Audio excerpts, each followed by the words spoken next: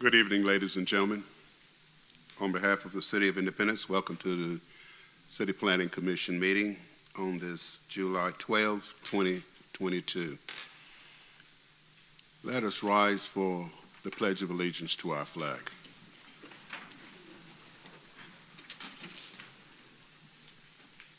I pledge allegiance to the flag of the United States of America and to the republic for which it stands, one nation under God, indivisible, with liberty and justice for all. Thank you.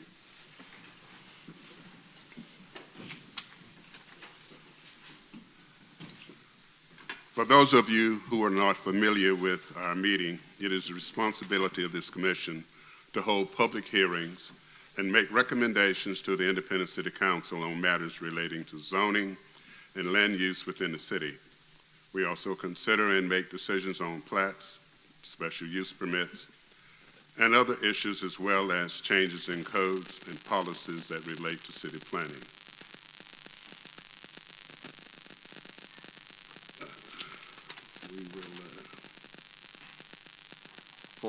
For those who wish to speak tonight or think they may speak. Mr. Chairman, if I could interrupt, please. Yes, sir. We did not take the roll this evening. We'll need to do that before we proceed. All right, let us do that. Thank you. Staff, call the roll.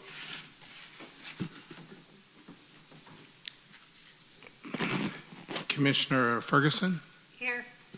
Commissioner Michelle, Here. Commissioner Nesbitt, Here. Commissioner Wiley, Here. and Vice Chairman Preston. Here. Staff, would you please state for the record who are absent? Let's see, Chairman McLean and Commissioner Young. Thank you.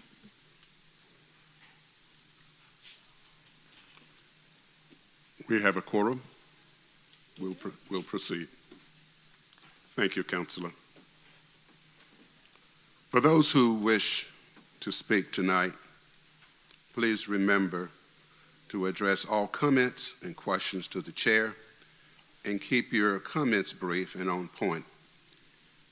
If you agree with the previous speaker, simply indicate your agreement and move on. Our procedure for each case is as follows. First, the applicant will be recognized to speak on behalf of their case, followed by anyone else in attendance that wishes to speak in favor of the matter. Second, those who are in opposition or who have questions regarding the case will be recognized here. Then, if there is opposition or question from the public, the applicant will be allowed a rebuttal period to address those concerns or questions. Once the applicant is finished, the chair will declare the public hearing portion of the case closed. Further comment from the public will not be recognized. At this point, the commission will have the opportunity to discuss the merits of the case with one another. During this discussion, the commission reserves the right to ask questions of all parties concerned. Finally, the commission will render a decision in the case. For those who may testify or think they may testify, please stand for swearing.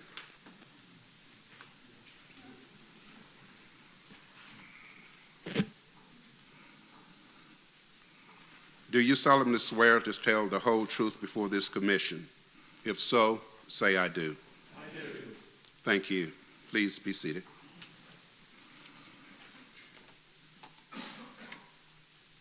Our first item is consent agenda, the Planning Commission meeting for June 28, 2022.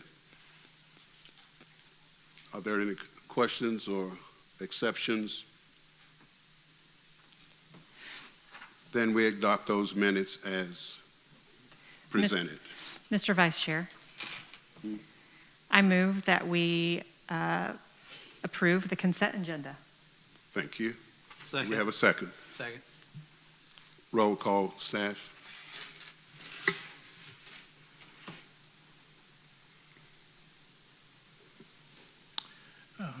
Commissioner Ferguson, Yes. Commissioner Michelle, Yes. Commissioner Nesbitt, Yes. Commissioner Wiley, Yes. and Vice Chairman Preston. Yes.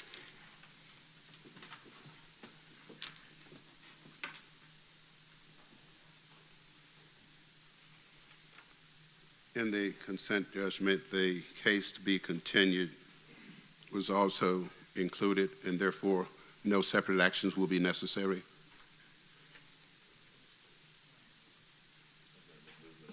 Mr. Chairman, that was not included in the consent agenda, so you would need a motion to continue the case, please. Then, in the matter of case number 22100 dash, no, that's not it. Mr. Vice Chair, Yes. I move that we continue case 22-200-08, rezoning Midwest Custom Automotive Group, 9304 East US 40 Highway, to the July 26th Planning Commission meeting. Do we have a second? I second. It's moved and second. Staff, call the roll. Commissioner Ferguson, Yes. Commissioner Michelle, Yes. Commissioner Nesbitt, Yes. Commissioner Wiley, Yes. Commissioner Young, Yes. and Chairman Preston, or Vice Chairman Preston. Yes.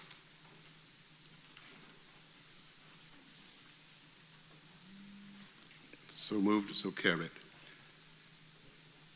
In the matter of case number 22100-05, rezoning, 8712 East Winter Road, from having previously been heard. Staff, will you report? Okay. As you recall from last week, or not last week, 2 weeks ago, this is a property located on the city limit, split between Independence and Kansas City, Missouri, at the intersection of Blue Ridge and 24 Highway. The applicant is asking to rezone it from C2 to C3 to permit heavy auto repair, mainly for the cabs of diesel trucks. So the former history of the zoning, you see, it was residential in the past, but for the last 30 years, it's been commercial.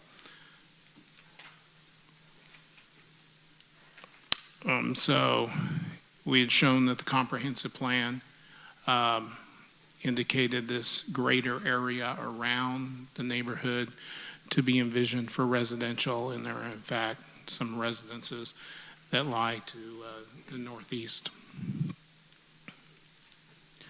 And so you can see how the existing zoning around there reflects that. And of course you have some other commercial across the street, as we had noted, and behind. And this shows a picture of the site, a site that is unimproved as far as its surface, that the main building and front door are up very close to the right-of-way of 24 in Independence, in that metal building there that was an addition of what had been once two buildings next to each other that recently had been torn down, that was located to the east of there, and that vehicular access to the storage area, parking area, is from Kansas City via a paved or unpaved surface leading into back behind the building. And again, this is the drawing that they had submitted, giving an idea of what the area looks like, and the layout of what they plan to do in front of the metal building and parking and whatnot. And to refresh everyone, this is the building. They're looking eastward. You've got residential uses there to the east on the north side of 24 Highway. And you can see how that fence, solid existing fence, surrounds this property and hides that interior parking and storage area within this building. And of course, we're looking in the Kansas City part of the property, looking to the west here, looking to the west toward 435. That's Blue Ridge going to the south up the hill. And there's some businesses in Kansas City. And then, of course, this business is in Independence directly across the street. And this is looking back toward Independence again, so.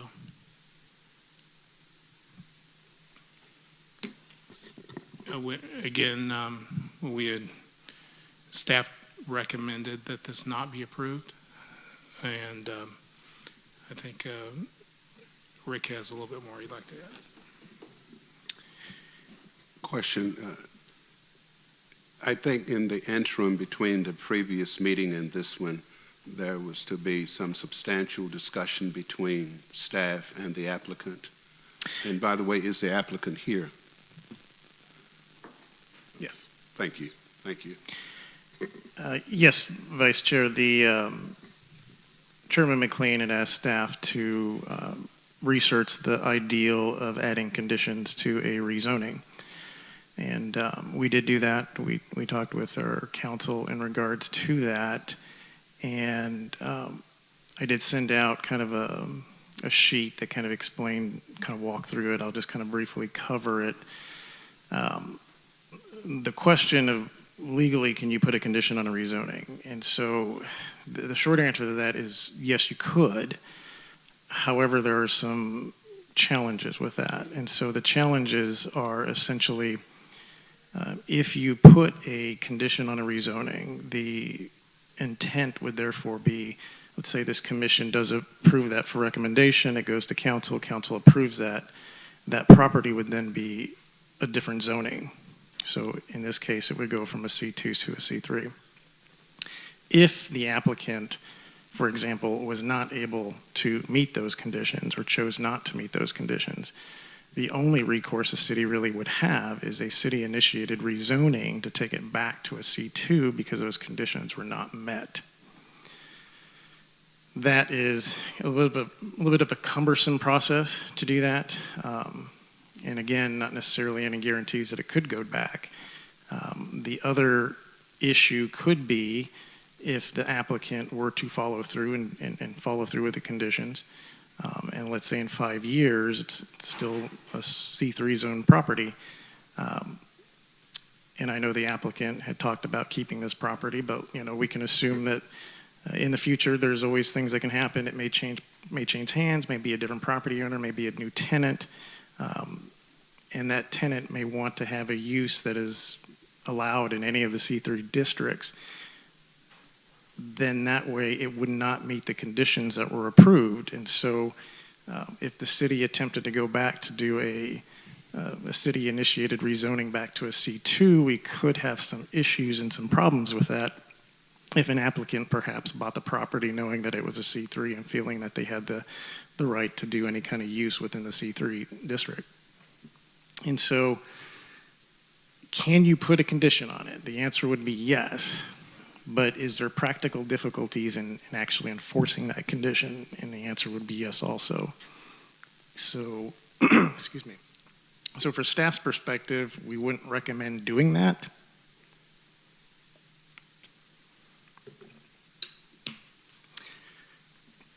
And so just because there's a lot of pitfalls that come into that.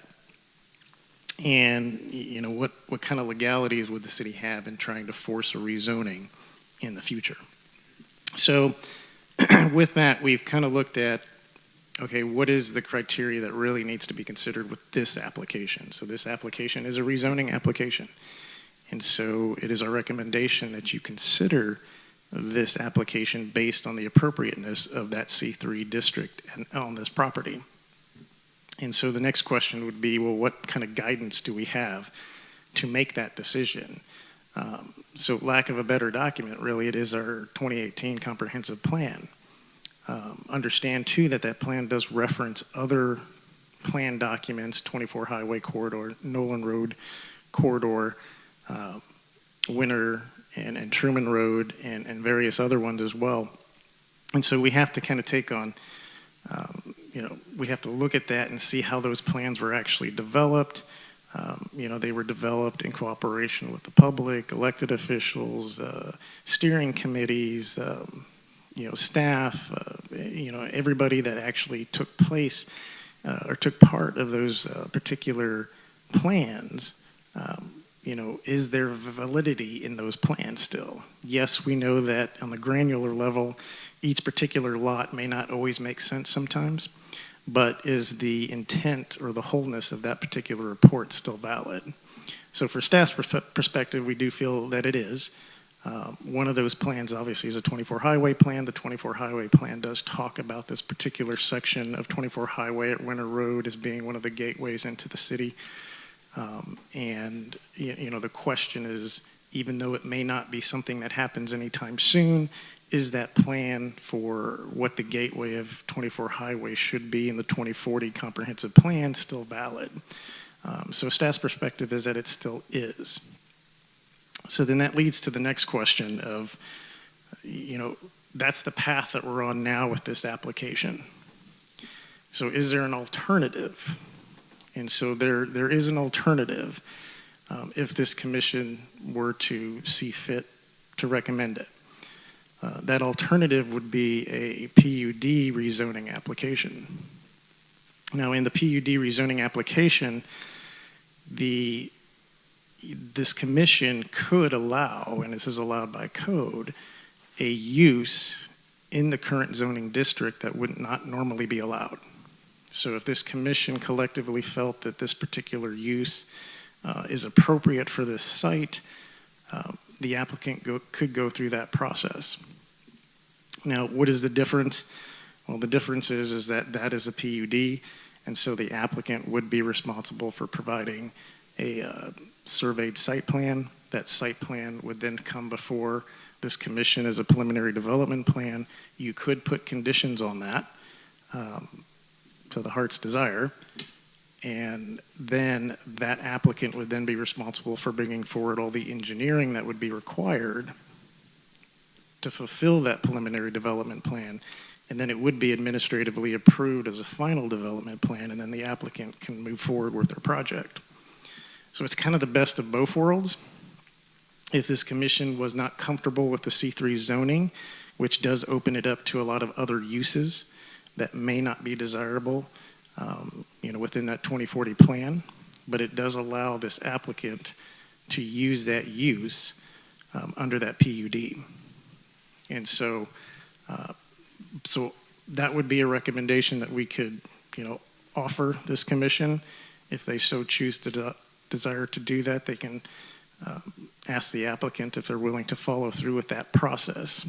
Now, in terms of technicality-wise, we would just convert this particular application to a PUD rezoning application, but the applicant would have to understand that there would be some cost in providing that preliminary development plan, which is essentially be a site plan that shows the building, the site improvements, the stormwater improvements, parking lot, and any other particular engineering that would have to be approved. Point of clarification.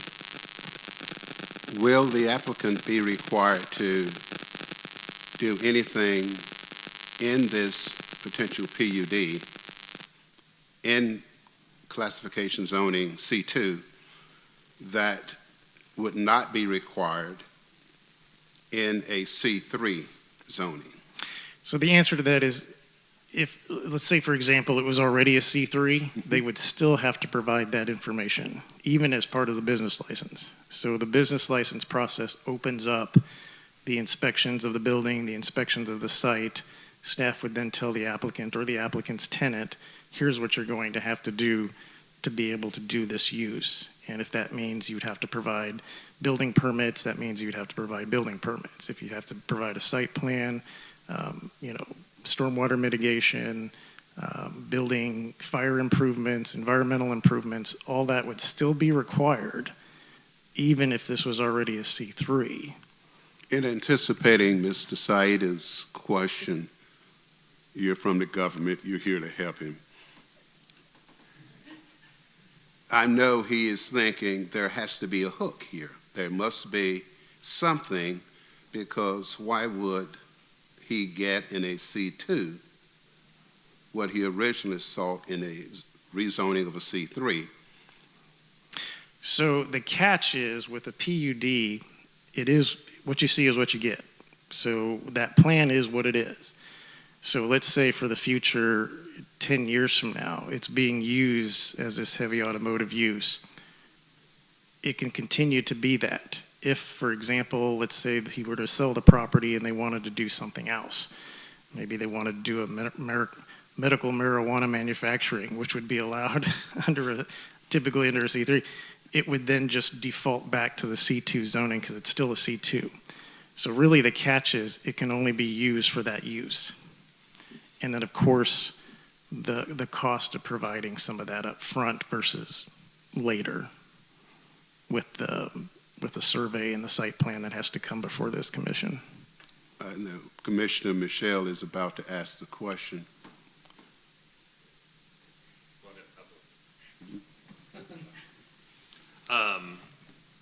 So if it reverts back to a C2, all that really means is, that would have to be disclosed to a new tenant or a new buyer, that either it stays as a semi-automotive as approved without changes to the site plan, or it's gonna revert back to the original zoning and Correct. the use is allowed. It would always be a C2. Always be a C2. It would always be a C2, so any new owner would have to be aware that this business as it currently is allowed, but if you ever change it, then you're falling under the C2 zoning requirements. So even though this use was a C3 use, it's still a C2 property. Okay, so in clarifying, more than likely the improvements that are going to be required in order to satisfy the PUD, the site plan, paving the lot, stormwater mitigation, et cetera, those would all result in building permits. Building permits require the engineered, drawings. So again, those things would still be required. Correct. Yeah, they're going to be required either way. Because whether it's enforced through the business license, if you were to choose just to convert it to a C3, it would still be required. Okay, so so there potentially is a bit of risk for Mr. Saida here, because he could be entering into an agreement with this tenant tentatively based on approval of the PUD. Approval of PUD, we've got to get the preliminary development plan here, which doesn't require a ton of engineering. It's preliminary. Correct. We could review and approve it. Correct. In the meantime, you could go through a bunch of these sorts of engineered drawings, get everything ready. If the tenant were to pull out after that process, those are sunk cost at this Correct. point for him. Correct. Because otherwise it would be, we're going to convert to a C3. He's going to sign a lease with the tenant. The tenant's going to come in and then take on that burden. So some of the burden is then shifted to him in this case, correct?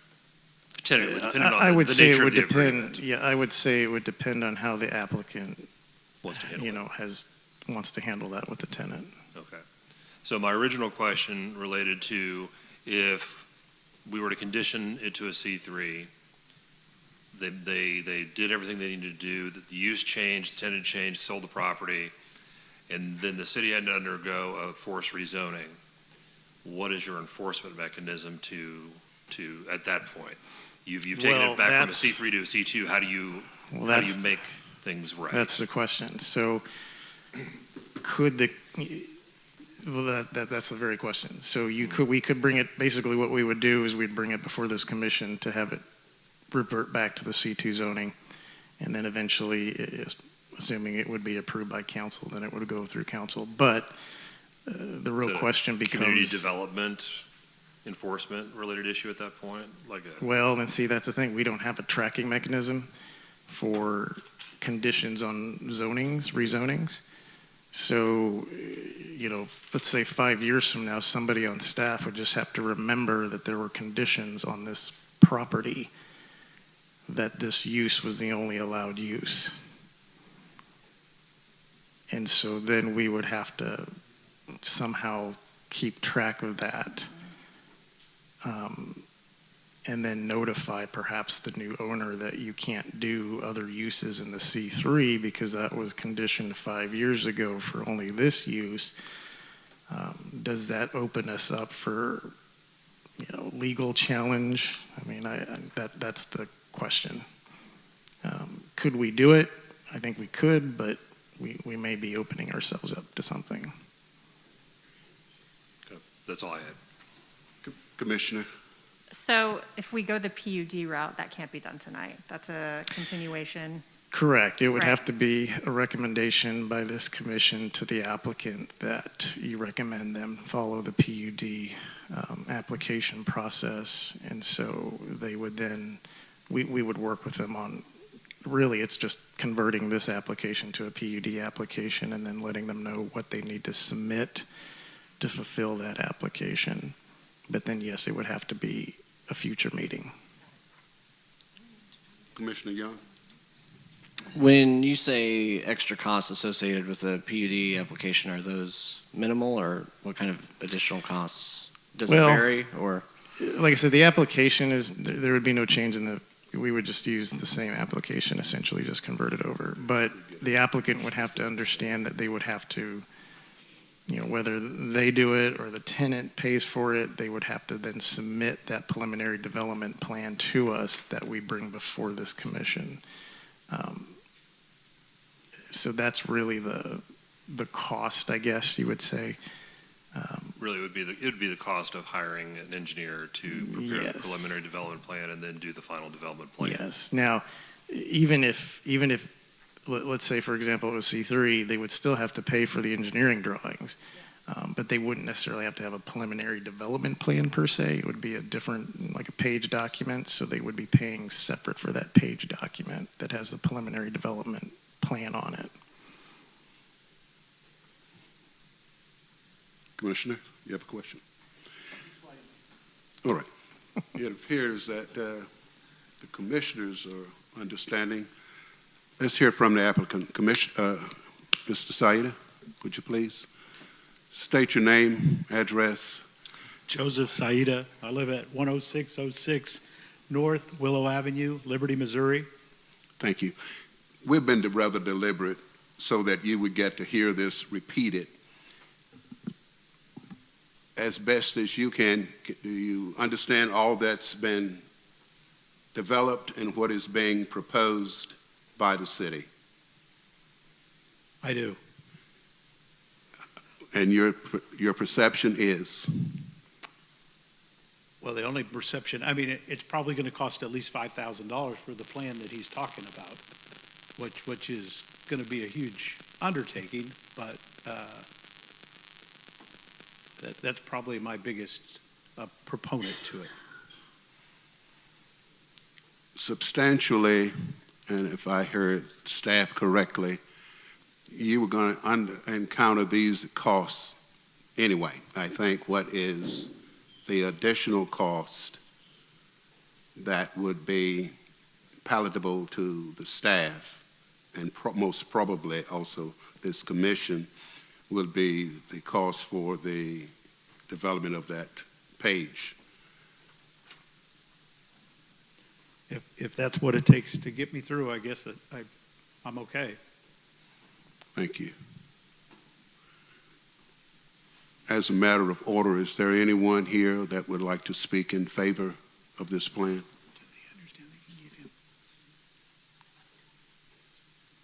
Is there anyone who would take exceptions to what is being presented? Vice Staff, Chair. do you have a point of further clarification? Yes, I was going to say, Vice Chair. So you do still have the rezoning application before you.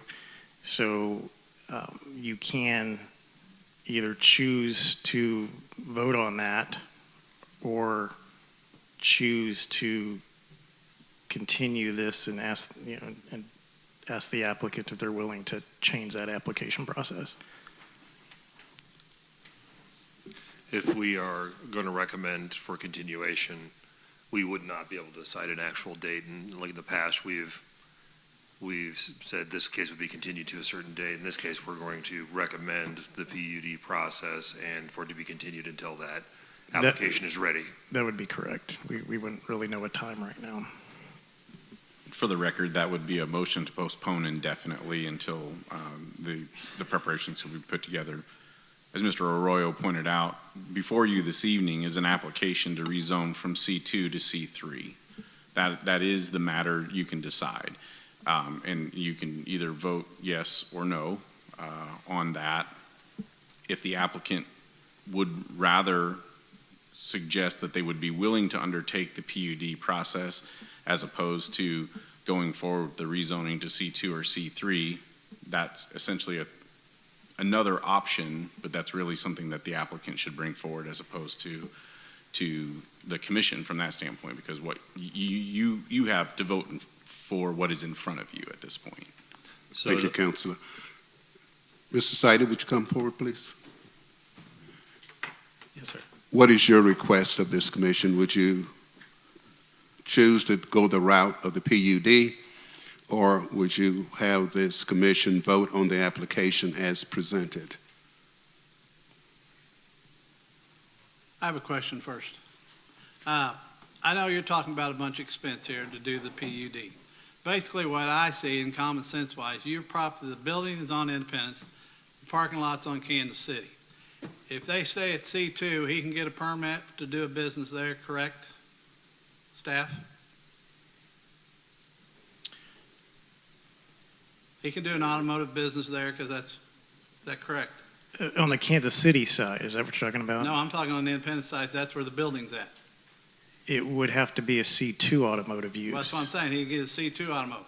There's nothing to stop him from putting that semi on the other side and doing the work, correct? Correct, on the Kansas City side. Yeah, so I'm saying that he's probably going to relate back to the C2 and not worry about this and just get the permits. What I'm seeing, that's going to be his least costly way. So I'm just saying, Joe, that sounds like to me what you're probably going to end up doing to get a tenant in there. I mean, that's probably what I would do because that's a common sense way to do it.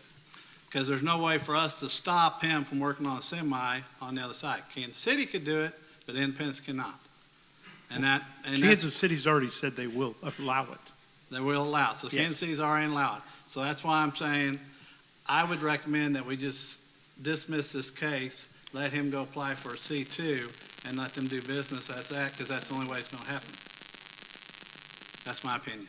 If I understand correctly, about 80%, 90% of the building where the work would be done is in Independence. Yes. Then the answer is rather obvious, that in order to operate, you're going to be operating in Independence the preponderance of the time, and therefore, so as to not encumber the normal operations in what otherwise would be a C3 zoning, this PUD would permit that. You know, for the sake of doing it correctly and doing it the right way in Independence, I will do the PUD if they'll do it. I do need to get it done as soon as possible if we can meet with this next week. Yeah, we can certainly do that. Okay. I would be happy to do that. I want to do it correctly. I'm trying to do the right thing in Independence, even though I do understand exactly what you said, sir. We'll take a motion for a continuance. I have a question for Counselor. Oh, go ahead. So to clarify, the motion that needs to be made is really to vote on what's in front of us on the agenda. No. Or can we vote for a postponement? At this point, you can vote for a postponement. I wanted to make sure it was the applicant's wish to make a decision to switch the type of application at this stage of the game. So at this point, I've heard the applicant say they would be willing to pursue the PUD. At this point, what I would suggest is that this commission would postpone consideration of this matter indefinitely. That would allow the applicant to work with staff to revise the application itself, and the next application that you would see come before you would no longer be a rezoning from C2 to C3, but instead a C2 PUD set up for that particular use. Mr. Vice So- Chair, I move that Commissioner. we move case 22-100-05 rezoning 8712 East US 24 Highway Winter Road, that we move it indefinitely. It's a motion to Post- postpone Motion to consideration postpone indefinitely. consideration indefinitely. We have a I mo- second. We have a motion and a second. Staff, would you call the roll? Commissioner Ferguson, Yes. Commissioner Michelle, Yes. Commissioner Nesbitt, Yes. Commissioner Wiley, Yes. Commissioner Young, Yes. and Vice Chairman Preston. Yes. This motion is carried. The case has been continued, postponed indefinite.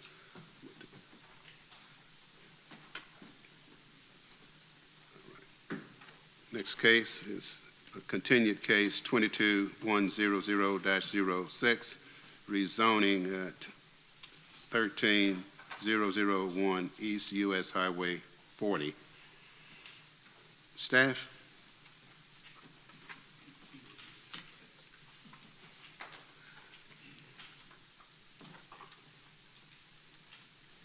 Yes, this is an application by Joe Bartels II to rezone some property at 13,001 East 40 Highway.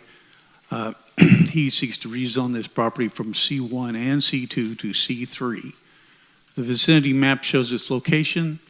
It's on 40 Highway, just west of the turn, or whatever. I've heard some people call it the turn. As you can see on the map, it previously was, if you're familiar with 40 Highway, an AMF Strike and Spare Bowling Center.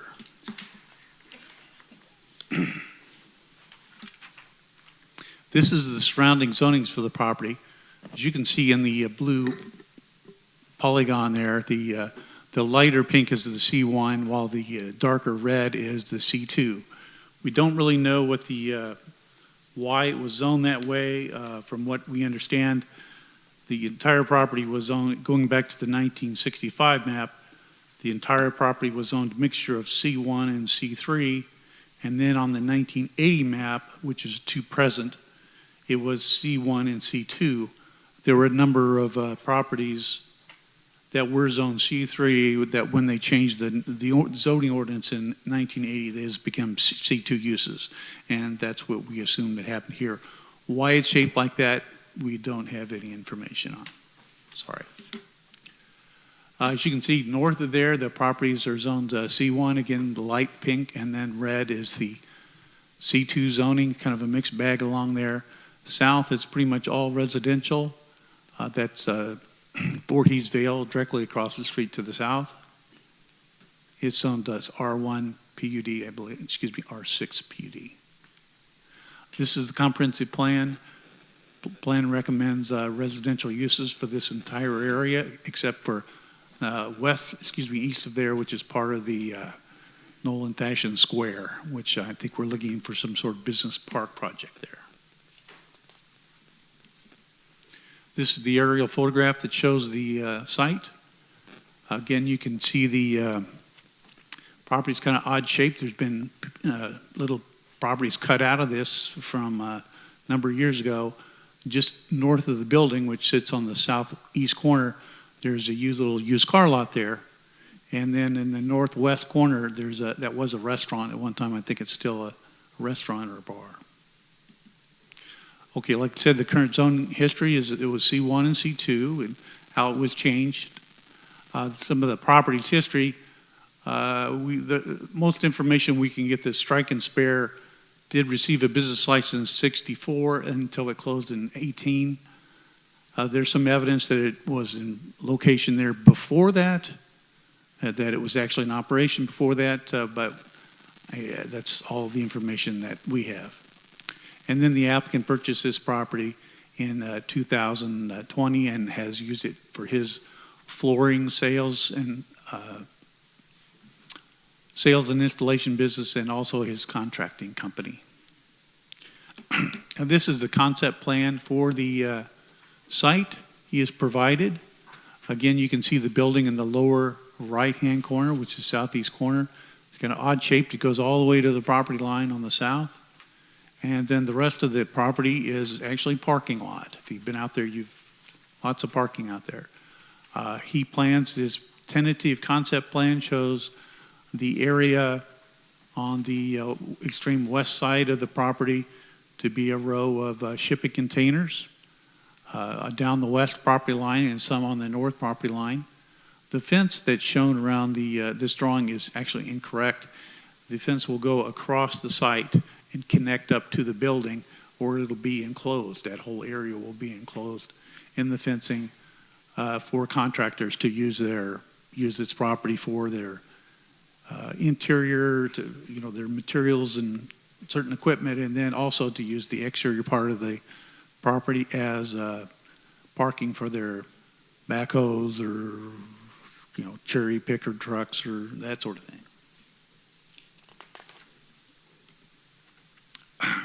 Some analysis for the project. Again, the comprehensive plan does recommend, it does support the redevelopment of the commercial corridors. Staff doesn't feel this rezoning request would be considered a redevelopment project, as the applicant is seeking to add shipping containers as an additional use on the site. Comprehensive plan recommends residential neighborhoods for the site. That this rezoning is inconsistent with that. Then the zoning for the property is C1 is intended to provide smaller retail light service uses, such as barber shops, offices, sit-down restaurants, dog grooming, daycare, so forth. The other current use is C2. It's intended to serve a wider market. It permits gas convenience stores, hospitals, taverns, drive-through restaurants, light automotive repair, hotel, contracting services without outdoor storage. And then the requested rezoning is C3, allows for warehousing, light manufacturing, general and heavy vehicle repair, which relates to the last case you were just discussing, medical marijuana testing, contractors' offices with outdoor storage, recycling, and then it also prohibits various light service, hair salons, food and beverage, taverns, things like that. Oh, okay, on the analysis, we also looked at some environmental and stormwater situations. Water pollution control indicated that the contractor's area, if it's limited to equipment and materials being kept primarily inside the containers, they're not so concerned about that. However, if machinery and equipment is stored outside, it must be serviced off-site, and the on-site repair and washout of the equipment is prohibited. Because if you've been out there and you'll see in the pictures, it's all paved, so the water would run to the south because that's the way the property slopes. The contractor's plan is conceptual. Well, it probably will be modified in shape and size. The permits will be required for fencing, lighting inside the fenced area, and perhaps tie downs for the shipping containers. And no water, sanitary, sewer, or electrical services will be provided.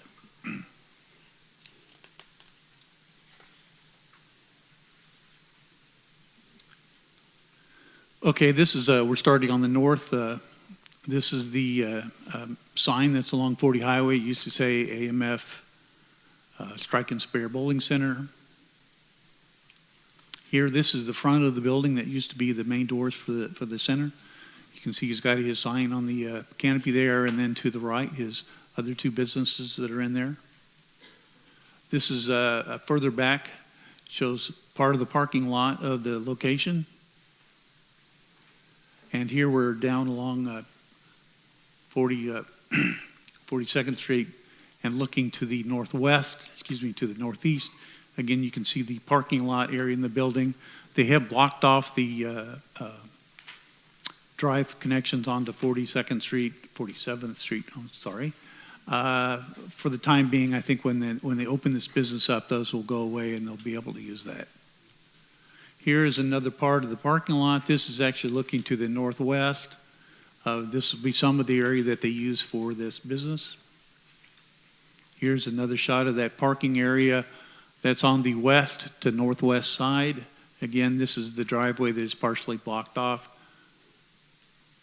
And here is the property that's to the west that shows the, I think it was a Ken's Pizza at one time or something. Right there is now a bar, and then there's a car wash off in the distance. Here we're looking west down 40 Highway. There's actually some commercial property that's to the northwest. You can see it down there in the distance. This is a car lot directly across 40 Highway to the north. Here we're looking east up 40 Highway. Here's the pizza place whose name escapes me at the time, is right down the street there. This is the car lot that's one of the cutouts of this property. And here we're down along 47th Street. We're looking to the east, up East 47th Street. This is some of the duplexes that back up to 47th Street. Part of the Voorhees Vale subdivision has been finished for probably 4 or 5 years now. These are all duplexes along here. You can see another picture of them. The developer provided a good amount of screening, a berm, and then some trees and so forth along the property line there. And here, looking west down East 47th Street, here's another commercial business down here that does some sort of recovery center.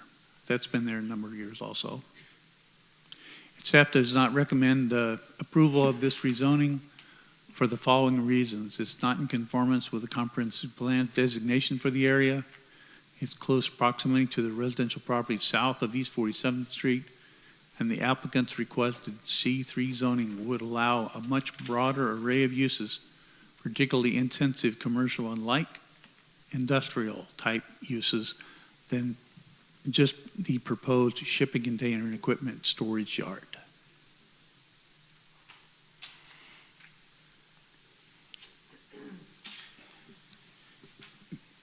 I have cause to think that maybe because of precedents of the previous case, that the city has done some additional work. Is it,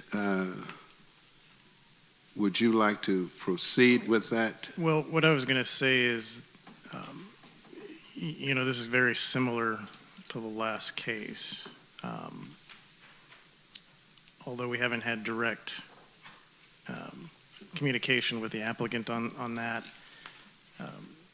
this could also be considered in the same manner if the commission so chose to. But again, it's another situation of, is C3 appropriate for this area?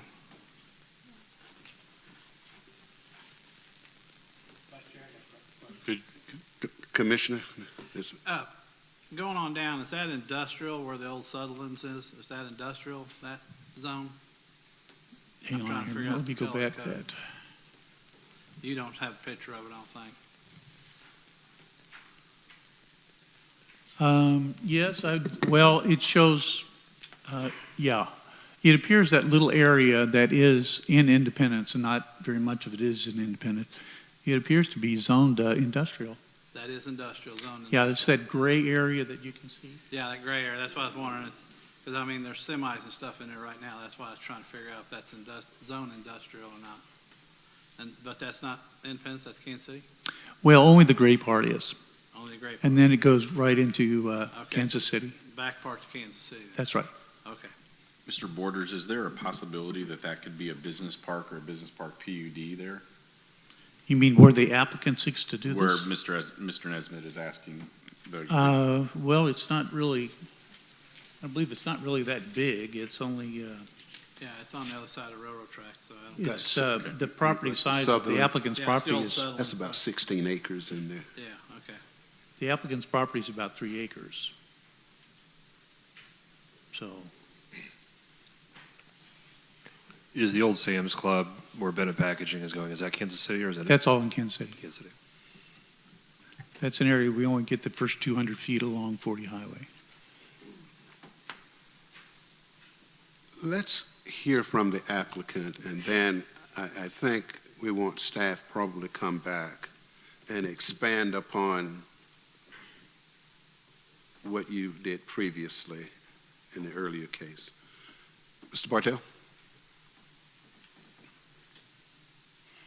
State your name, address, and your vision as you see it, and exactly what is being proposed here. Joseph Bartels II. I live at 412 Southwest Eagles Ridge Drive in Blue Springs, Missouri. The biggest, what I'm trying to propose is a secure area for contractors to use for storage. We won't be washing any equipment. There's not going to be any water, no electricity. They'll have a solar powered light in each container.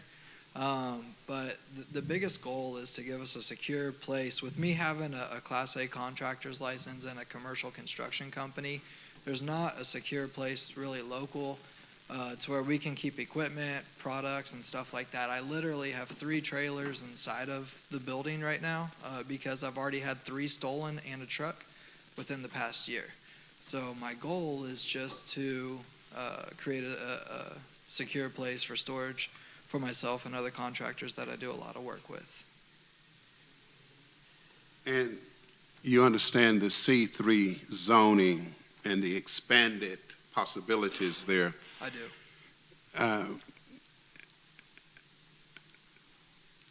I would be interested in a PUD with conditions or whatever, if that's an option. All right. Why don't you do a more expanded presentation and offer what can be done via a PUD within C2 zoning, which means, Counselor, you might want to, we got a C1 and a C2, a possibility of a PUD. Just make note. Rick, you want to go ahead? And So, Mr. Bartell, would you just remain with us? I mean, I guess the first thing I would say is if the commission feels that they want to recommend staff to work with the applicant on a PUD, we could do that. As far as staff is concerned, in terms of what we would look at, I mean, obviously we would be expecting not something that's just shipping containers. We would be expecting some more substantial site improvements, as well as, some kind of building, as opposed to these outdoor storage containers. So I kind of want to be careful in how I word that, because I don't want to necessarily make the applicant feel that that would be some kind of guarantee of an approval. But at the same time, if that's the wish of the commission to work with the applicant, in that manner, we could do so. But as I said, I think in terms of staff's recommendation, obviously we don't recommend it as it is right now, but we would have the expectations that it would be substantial site improvements. Mr. Bartell. Vice Chair.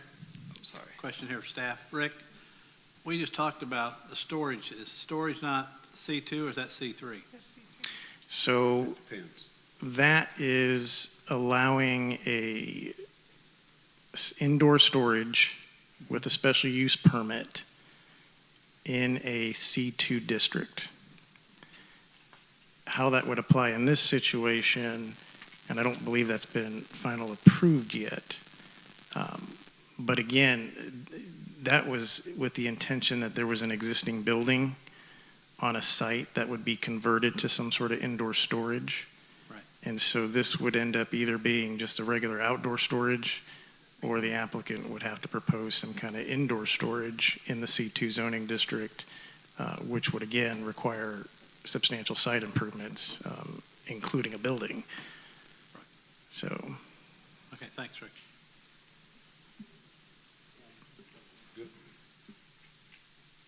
Commissioners? Any further questions by commissioners? Mr. Bartell. Since I've owned it in 2020, we've already put $220,000 in renovations in it, and our business is at a 235% growth. So I mean, it represents me as a company. If you, whatever you guys want, I don't really care. The biggest thing is I work really hard for everything that I have, and the Jackson County doesn't prosecute theft. So I'm just trying to keep what I've worked hard for. It would appear that if we were to continue this, then you would work with the Planning Commission staff. Yeah. And with that coordinated effort, perhaps then you would come back before this commission with a modified application. Is that what you would like to do? Yes, sir. Counselor, your thoughts and guidance here?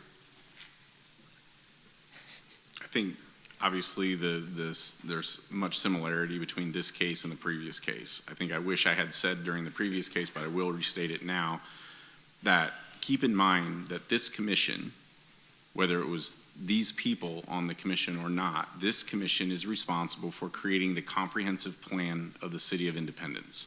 It's the guidance for where zoning decisions are supposed to go. I can't speak to this particular area, whether that was part of the zoning plan that I heard in the last application that was adopted in 2018. But if it were, then I would say this commission just 4 years ago set a course and said that between that time and 2040, we would be moving from commercial uses to residential uses on the first one. I can't tell you whether that was 4 years ago on this one because I don't know if that was the same plan that applies, but either way, the Planning Commission has adopted a comprehensive plan that says that this property was to go towards residential. Both of these applications were taking it the other direction, right, making it more intensified use instead of less, which is contrary to the plan that this commission creates. That being said, to vote, again, like the last application, this application is a request to zone from C1, C2 to a C3 in that direction, okay? If there is an ability for the applicant to work with staff to come up with a different approach that would maybe potentially limit it to a particular use and would keep it from being moved to a C3 zoning for potentially decades to come, that's a good solution in my book, as long as the applicant is okay with it as well. It would be the same motion to postpone indefinitely to give the applicant the opportunity to work with staff to come up with a revised application. Thank you, Councilor. Got a question? Commissioner? As a matter of order, I think we strayed from order a bit. Do we want to invite anybody who wants to speak for or against and then allow us to have some discussion? I think we can do that. Okay. Thank you, Mr. Bartel. Thank you. And I apologize for my chuckle. It was just thinking of any comprehensive plan that would see this area of Independence as residential is a little funny. That's all. It's what this commission approved, though. Yeah, no, absolutely. But thank you, Commissioner. Yeah. Is there anyone here who would like to speak in favor of this application? Hearing none. Is there anyone here who would speaking in opposition to this application? Hearing none. We'll close this public portion of this hearing and allow the commissioners the opportunity to discuss this matter. If I may. The project as proposed, in my viewpoint, is not compatible with the comprehensive plan for sure, but definitely not the current state of 40 Highway. I look at Sutherland's, I look at Bennett Packaging as a bit of an aberration in the area. It's neighborhood commercial, it's small shops, it's hair salons, barber shops, restaurants, car washes, used car lots. It's not a 3C3 zoning area. So I do not view it as compatible with the neighborhood now, especially looking at those nicer patio homes, duplexes, whatnot to the south. I certainly do not see the project as proposed being a good neighbor. I would advocate for it to postpone to let them work with staff to see if they can find a solution that staff can bring to us with a recommendation for approval. Because until I see a recommendation for approval from staff, I'm going to be reluctant to want to take any action on this. Counselor, architect. I think that's good counsel. Anyone else with Comments here. Now, I know what the guy's trying to do, keep his stuff from getting stolen. The thing is, he's going about it probably a little bit wrong by putting containers. Containers don't look good sitting out on the street. If you go up and look in Liberty, they got a nice place that's called for workers to put their stuff inside. It's chained, it's gated, it's something like that. And I'm thinking that's what he's probably looking for doing. I would suggest maybe he go look around and see what's around and maybe bring back a proposal that looks something a little better like that. That's what I would probably recommend. Commissioner? I agree. Commissioner Young?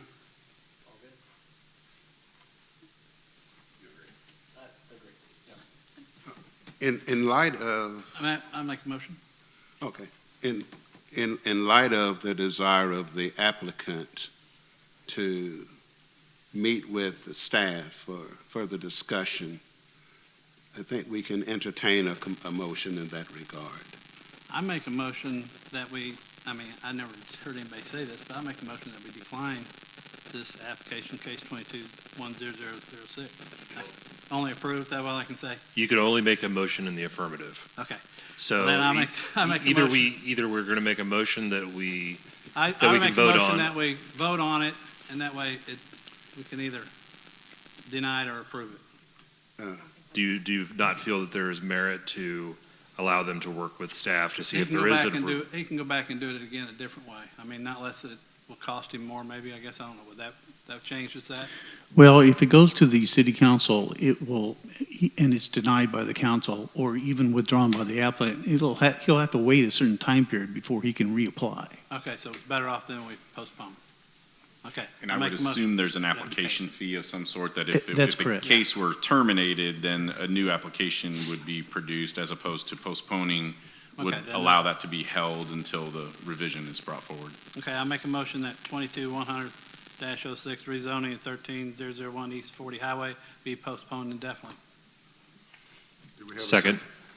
We have a motion, we have a second. Staff, call the roll. Commissioner Ferguson, Yes. Commissioner Michelle, Yes. Commissioner Nesbitt, Yes. Commissioner Wiley, Yes. Commissioner Young, Yes. Vice Chair Preston. Yes. The case has been postponed indefinitely. Mr. Bartell, you'll work with the city staff and see what you can get done. Thank you.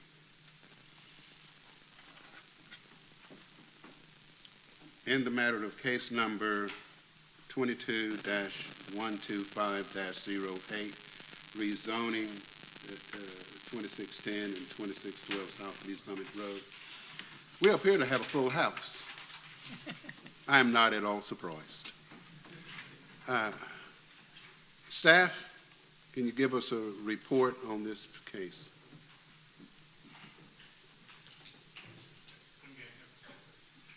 I'm going to have to get this up and running here.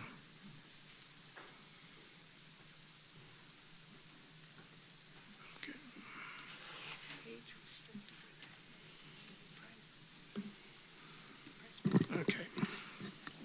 So case 22-125-08 is two tracts of land at 2610 and 2612 South Lee Summit Road, right across from the Glendale Elementary School, as you can see from the vicinity map that we have right here.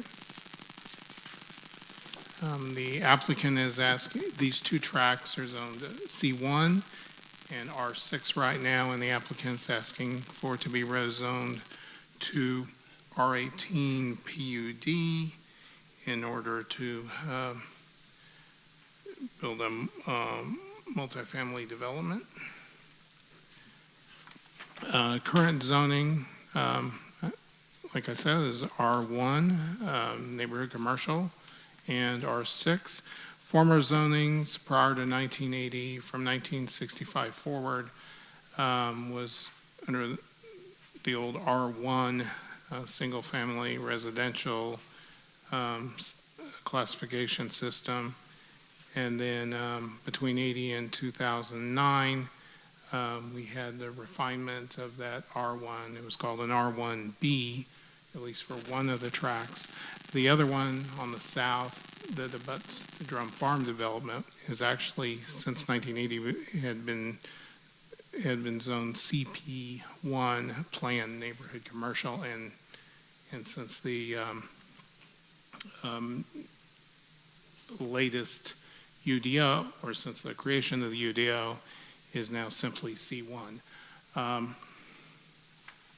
So these tracts have been undeveloped for decades, basically. There's an old farmhouse on the northern one, basically fields that have been either hayed or under cultivation or under different agricultural uses for the past couple decades, until more recently being just mowed fields. The property has been in possession of the Inglewood Assembly of God for some decades now, with the intention that the tracks would be the location for a church, and plans changed, so apparently did not happen. Going through the analysis section here, this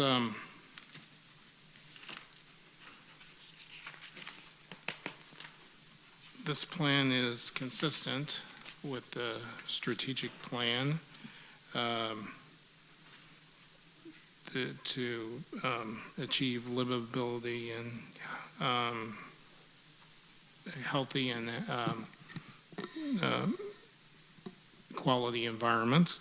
The comprehensive land use plan, the guiding principles therein, the ones that are most compatible with this use are the envision of a walkable neighborhood, and also to provide a diversity of housing options within neighborhoods, and this would be a different housing option than the others immediately surrounding currently. So as you can see, the comprehensive plan is residential everywhere around here. So the commercial, there is in the zoning, there it's a zoning, is sort of an oddity within the neighborhood.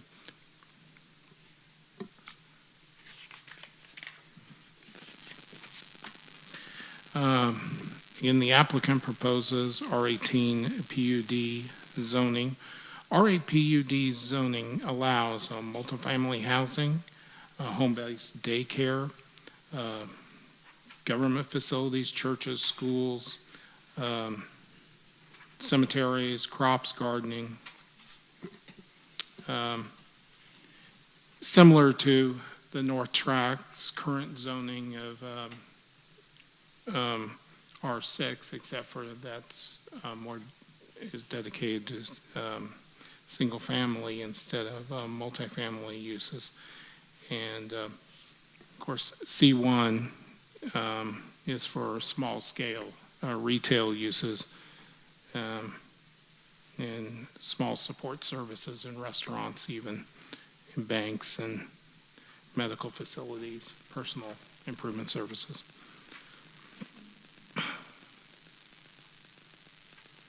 And here's an aerial photograph of that area. You can see the house is up close to the road and up in that northernmost part of the lot. And then the property's flanked by trees along its fence line, particularly thicker there in the west. The tracks are otherwise fairly flat. And the property is neither in a floodplain nor anywhere near a stream, so there are no need to consider the UDO's buffer zone requirements. Of course,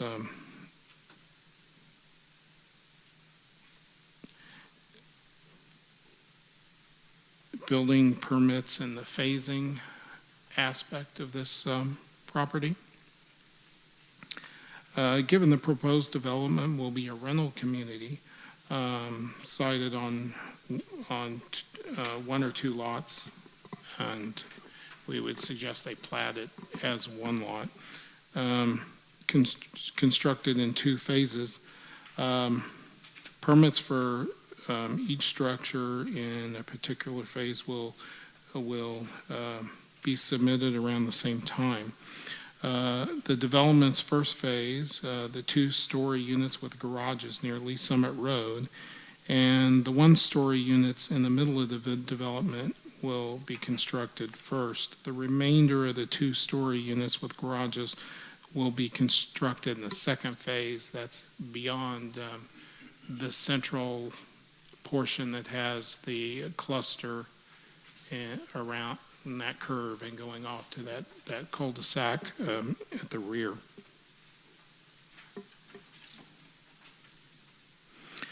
Elevations, whether they are 4, 3, or 2-unit buildings, the applicant proposes just 2 styles of structure. A two-story structure, or 1.5 with a sort of an attic with a dormer area, with garages, and then 1-story structure without garages. The 2-story structures will have dormers above the garages and covered front entries. The 1-story buildings without garages will have mission-style entries from adjacent patios, so you won't enter them directly, but from the side. All the facades will be predominantly lap siding, but they will need to have 4-foot-tall masonry wainscots that are higher than indicated, or staff believes that's what's needed, that are higher than indicated on these elevations. Further, those wainscots should wrap around at least 2 feet on the sides of the buildings, as well as be present on all right-of-way facing facades. The buildings will have composition shingles, and the units will have 2 bedrooms. None of the units will have basements.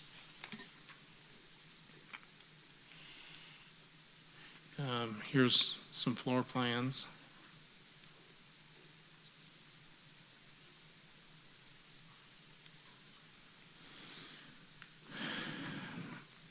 The city's capital improvements plan has a program that Woodbury, a stormwater project at Woodbury and 25th Street, just to the northwest of this property. For 2026 and 2027. This project will address the lack of stormwater facilities in that area of the city. And the applicant's project will not have any impact on that project. The applicants have submitted a traffic study which analyzes the traffic impacts on the surrounding roadway network. The study concluded that the addition of the development traffic will have minimal impact on the existing traffic operations along Lee Summit Road. The analysis indicated that no left turn lanes are warranted at the intersection of South Lee Summit Road and the proposed Sites Drive. However, a left turn lane into the school is currently warranted, and the city's traffic division is recommending striping the left-hand turn lane for the entrance to this addition. as part of the first phase. So that would be a restriping of the existing area within the curbs that are there now. Yeah. The right-of-way with its 2 appendage cul-de-sacs will be labeled and addressed as one street, a public street, built to city standards and having accompanying public sidewalks on both sides. A limited access drive for the use of emergency vehicles will be constructed leading from the street to the northwest corner of the property, where it will connect with South Trail Ridge Drive, but will be gated. Driveways to the units accessing the right-of-way will be provided parking for 1 car that lead to a single garage for parking for another.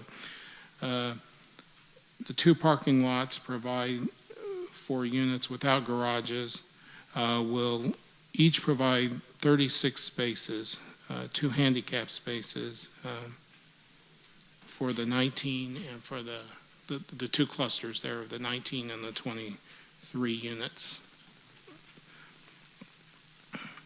You can see the little green dots along the roadway here show some of the landscaping that would, and then the darker dots show some of the proposed buffer along the drum farm development to the south. When the final development plan is submitted, in addition to the street trees indicated on this preliminary development plan, trees and shrubs should be provided around the parking lot perimeters and the buildings as indicated in the UDO. The stands of trees abutting the west and the northwest side of the properties appear to already be adequate buffers.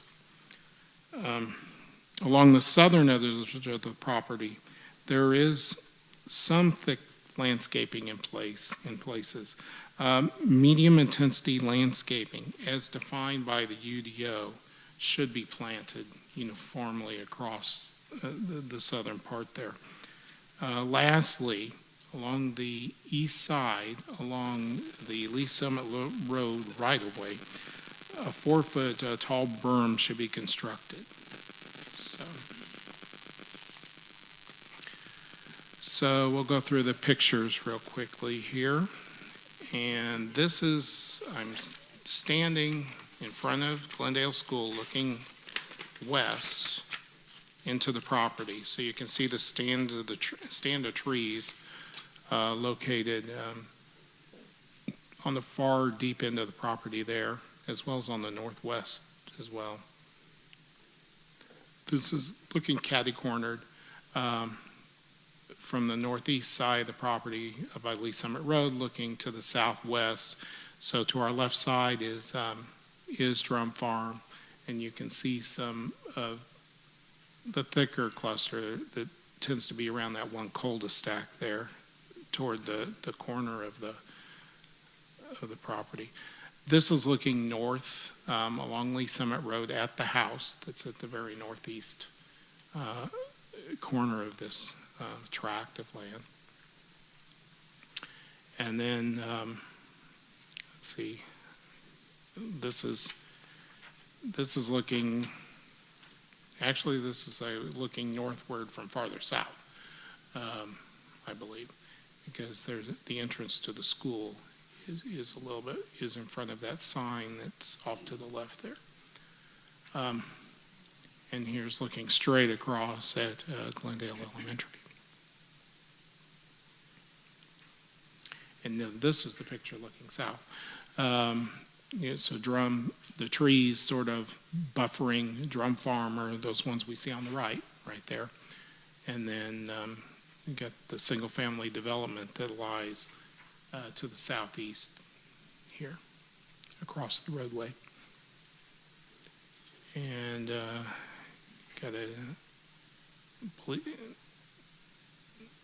I think I have the wrong street name here. I think that's Woodbury It says Andover. This is from Woodbury looking south, where it intersects with the north end of this property.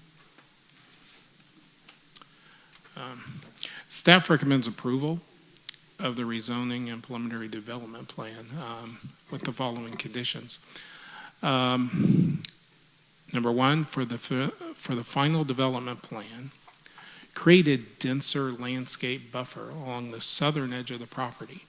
Create a medium intensity landscape buffer per the landscaping section of the Unified Development Ordinance, UDO. Number two, provide a 4-foot berm along Lee Summit Road. Submit a cross-section elevation with a final development plan. Number three, all sidewalks provided must be 5 foot wide, meet ADA requirements. And number four, provide parking lot perimeter trees and shrubs around the buildings.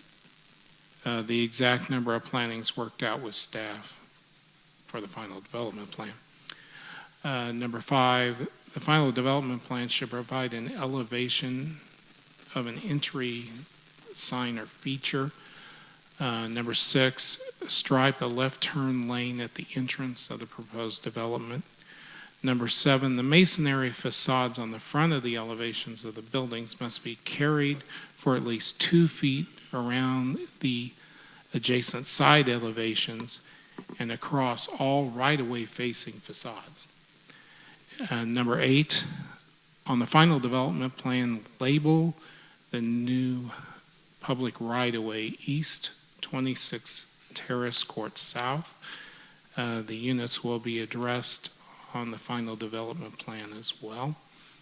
And number nine, prior to the issuance of any building permits, a replat of the property shall be approved.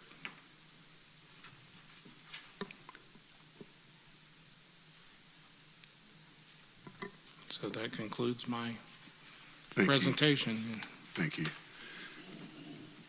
Is the applicant or counsel for the applicant available?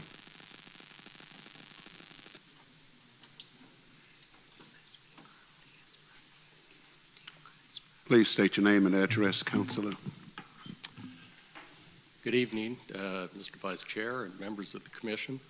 My name is Bill Moore. I'm an attorney with the law firm of Rouse, Fretz, White Goss, Gentile Rhodes, address located at 4510 Bellevue Avenue, Kansas City, Missouri. I'm here tonight on behalf of the co-applicants, O'Loughlin Development, LLC, and Inglewood Assembly of God Church. I don't have a lot of comments to make at this point on this proposal. Both of my clients will be coming forward to provide more insight for your benefit in greater detail. But I just wanted to highlight a couple of things. So this is a unique project in the sense that it's a joint venture, or in a sense between a private developer and a church who's owned this property for over 35 years. Mr. Joseph O'Loughlin has a background in real estate and in aging services. So as Mr. O'Loughlin and Pastor Watkins from Inglewood Church were in communication regarding this development of this property, there became a time where there was a meeting of the minds with respect to how this property should be developed. That meeting of the minds was to provide housing opportunities for senior citizens of the City of Independence that currently are not available, that being rental housing. It was something that, again, works for Mr. O'Loughlin's background and his expertise, and it also spoke to the desire of the church in terms of what it wanted to see happen to this property, which it's owned for all these years. in an effort to be good stewards of their land. They've had opportunities to sell before. This is the first one that's really come along since they've made the decision not to build their church at this location that met their mission. So again, I'm not going to address the staff report in any great detail. The staff, as always, did a good job in making their presentation. Mr. O'Loughlin and Pastor Watkins will go into a little bit more detail to discuss kind of their goals and desires for this property as they move through this process. Do have a couple of questions with respect to the conditions. Generally, I think my clients are fine with the conditions that have been proposed. Question number one is with respect to the berm, the additional landscaping on the south side of the property. As the current preliminary development plan shows, there's some landscaping that's been offered up there and a fence. So I think the question for staff is, in their recommendation for medium density landscaping at this location, is it in addition to the fence or is it in lieu of a fence? Second question is with respect to the sidewalks. Again, my client has proposed that there be sidewalks in there. Just want a clarification with respect to the width of the sidewalks and make sure that a 5 foot wide sidewalk is actually the standard width for sidewalks in the city. Again, my clients can address that when they get up here to speak.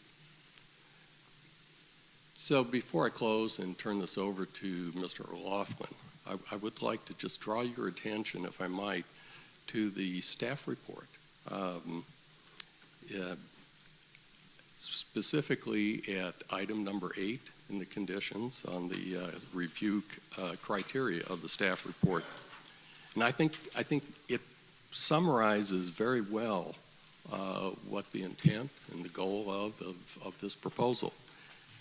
So I would just like to quote from that staff report. It says, "This proposed use will advance the guiding principles of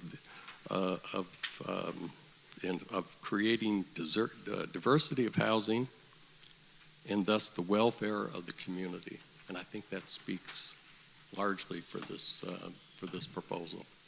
With that, unless there are any questions from the commissioner of myself, I'd like to turn it over to Mr. O'Loughlin. Let's hear from Mr. McLaughlin, and then we'll bring both of you back.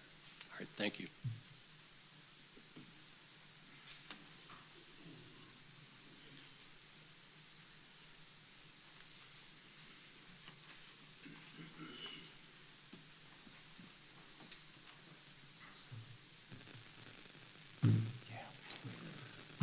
Mr. Laughlin, please state your name and address. Yes, and tell us my your name story. is Joey O'Loughlin, and I live not too far from here, actually, 3601 South Marshall Drive here in Independence. And I've driven by this piece of land many times. And my background in aging services management, I got a master's in that from USC. And this land jumped out to me as a great place where we could fulfill a great need. What's the best way to move through these slides? Tell you. Okay. Can you see these? Yeah. Okay. So we've got a team, excellent team. Brian Ron is here just as a designer. Englewood Assembly of God Church, as Bill said, has owned this for many, many years. And they are strict in fulfilling their mission to improve the community and also to enhance the neighborhood around it. But their mission to serve the community, they do a lot of public service. And as Bill mentioned, we had a meeting of the minds and wanted to do something good here. Robert Walquist is probably dirt biking somewhere. He's not here tonight. If you can, go ahead and scroll down to around slide 8. Let's see.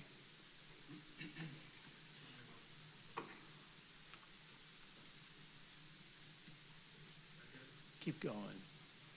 Okay, right here. So here's the land, currently zoned R6, which is 6 houses per acre. And now it's C1. This is just an old survey. I like the vintage on it. But different allowed uses as is. One would be a multi-story, like maybe a 3-story building with apartments on the second and third level, and then commercial on the first floor. A lot of different uses here in C1, and as we thought about, how do we develop this land within the current allowed uses, we thought we could look at developing this for housing. There's a huge need for housing, especially age-appropriate housing. Go ahead and go to the next slide. Thank you. And now to the next one. So just as a brief overview, there is a huge need for age-friendly housing. There's been a lot of back and forth that's gone into what we have here tonight. And without going into lengthy detail, we put together a lot of different concepts. And what we have tonight is there's a lot of thought put into it, and I hope you like it. The floor plan as well as the community is very aging friendly, and this will provide an ongoing benefit for many years. Next slide, please. So right there is a tidal wave. Some people want to surf on it. Some people want to just get out of the way, but it's there nonetheless. And this is the tidal wave of aging. The baby boomers. What do? That's my parents. Their parents. If you let's go ahead and skip down 1, 2, 3 slides. One more, please. Yep. We'll just skip to here. This is my grandparents' house on Rolfe Road in DeKalb, Illinois. My parents were teachers, and my grandpa was teaching at Northern Illinois University, and my grandma taught at a grade school for 60 years. And my parents met at the university there. And when my dad's parents got older, this is the house they had. They loved it when they first moved in, but 2 stories and a basement. How'd you get up and down?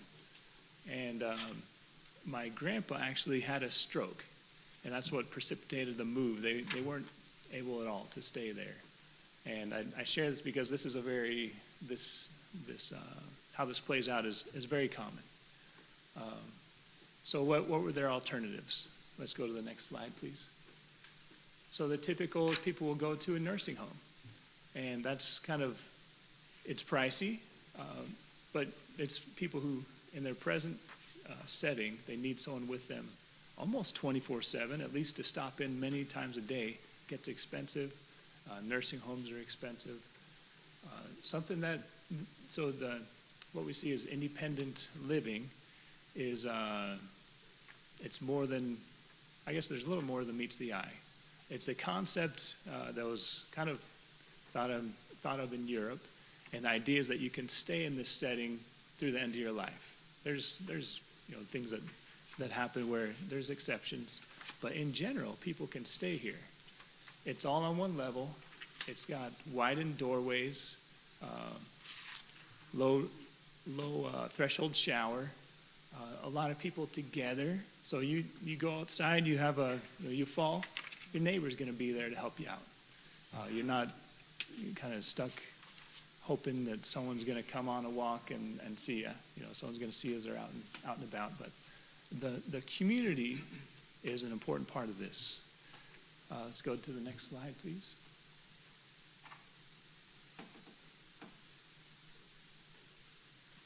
And one other important feature of this, let's go ahead and skip down to the floor plan. If you can, maybe 5 slides or so.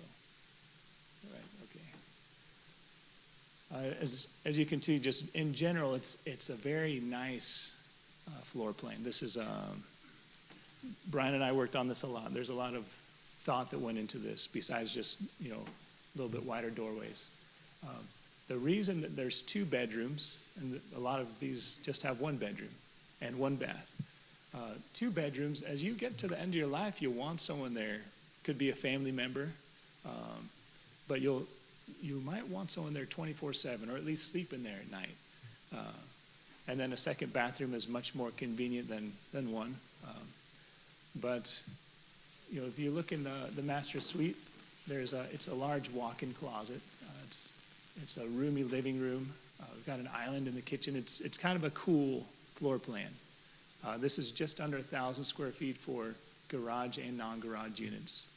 So it's nice. Let's go to where we can see the units on the outside again. Could be at the very end. Go in one more. One more. Thank you. So, Brian, do you want to say what's so cool about this? And there's more than just 2 designs. Can we do that? He made an oath. Do you want to talk to the exterior and to the interior? Please state your name and address. My name is Brian Ron, 1000 Northwest High Point Drive, Lee Summit, Missouri. Thank you for your consideration of the project. As Joey mentioned, you know, his passion is that, you know, we put together a project that would meet a need, not just you know, let's go out there and, you know, build something that you know, there's a lot of. You know, there are things out there, but this project's unique. So as the designer on it, you know, he brought some ideas to me and stuff like that he had, and you know, I have a lot of experience, you know, almost 30 years experience of designing projects, and normally on these types of things, you know, I'd put 1 bathroom in. Joey said, no, you know, this is what we want. And as we've worked through this, we also looked at the community, not just, you know, what is going to be appropriate for, you know, the floor plans and everything, but what's going to be appropriate with the neighborhood, the community, you know, and what you know, looking for to meet the needs for, you know, moving forward in a type of project where people are going to be aging in place. So, you know, throughout the entire project, a lot of thought went into those things. It wasn't just, you know, hey, here's, you know, let's go online, grab a floor plan, you know, set it on a piece of ground, and let's get moving. You know, we were engaged because they had goals, they had ideas, and, you know, we've worked, you know, for quite a while on this to meet all those goals, but still at the same time come up with a viable project. Because everybody knows that, you know, things have escalated tremendously, costs and everything. You know, those things are factors as well. So we had to come up with a project, you know, both that met the, you know, the site and was appropriate there, architecturally was appealing, met the goals for aging in place, and was still viable.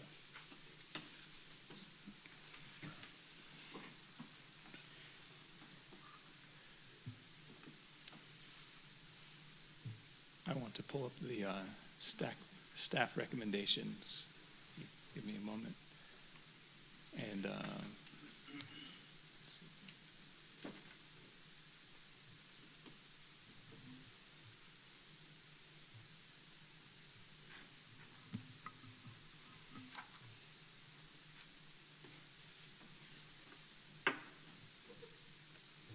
thanks for your patience.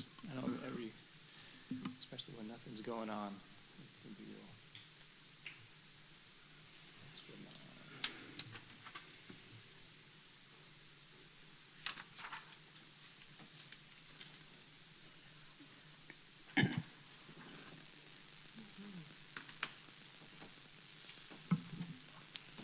I misplaced it. Do you have it, Andy? Yes. Sorry about that. So, recommendation 1 for the final development plan, create a denser land. Let's go ahead and go to the site plan now.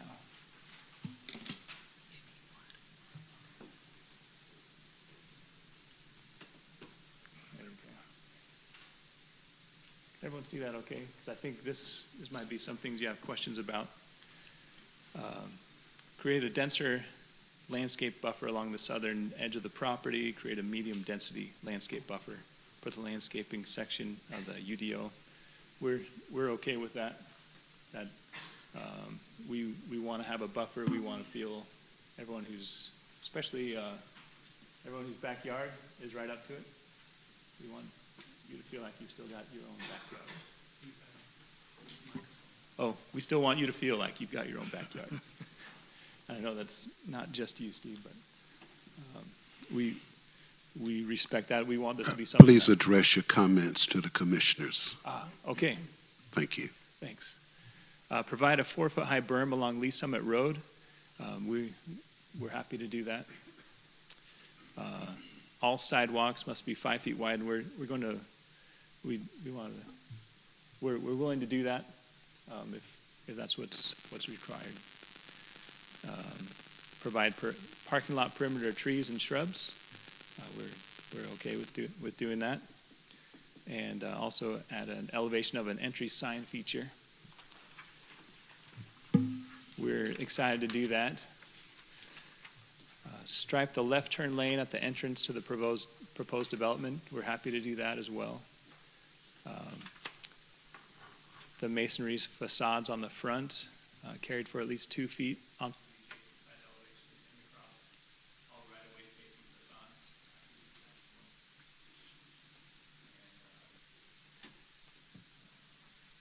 Label the new public right-of-way east 26 Terrace or south. You might shoot for something else. But that, that's very appropriate. And replat the property shall be submitted prior to approval.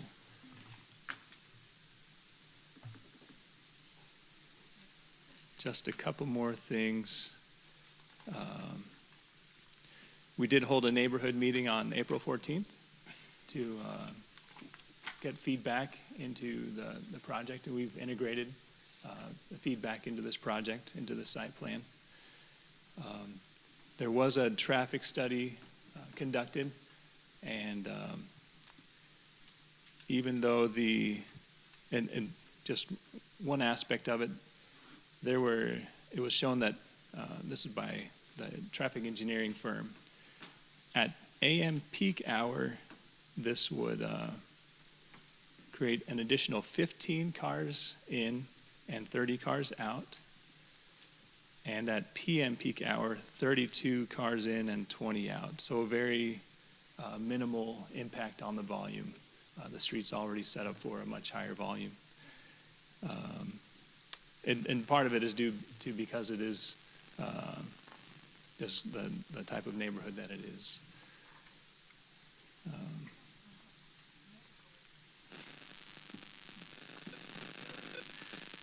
Three concluding thoughts. The purpose of Summit Living Townhomes is to help older adults remain in the community as well as remain independent. There are currently 600 units that are kind of for older adults, independent living and assisted living, versus about 24,000 people who are 65 plus in independence. This proposal, as Brian said, relates to the goal to achieve livability, choice, access, health, and safety through a quality built environment through building new housing units to fill a market need.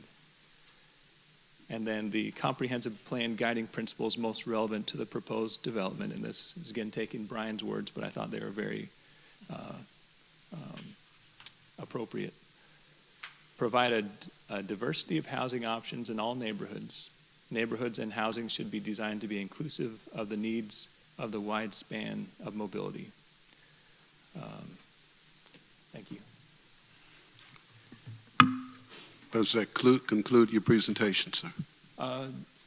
Brandon, the pastor of Englewood Assembly of God, is going to address us all. The pastor of Englewood Assembly of God has some thoughts. Thank you, Pastor. Please state your name and address. Mr. Chairman, it's a privilege to be here with you tonight. On behalf of Myself, I'm Reverend Brandon Watkis, 717 Southwest 40th Street in Blue Springs, Missouri. I've been a part of Inglewood Church for 13 years, and Inglewood has been in the community for over 77. Our desire is to honor that neighborhood. We've owned that property for 35 plus years. Originally, I was in grade school when they bought that property, living in Pittsburgh, Pennsylvania, so I wasn't around then. But the desire was to, when they purchased that property, to eventually someday put a school as well as a church building on that property.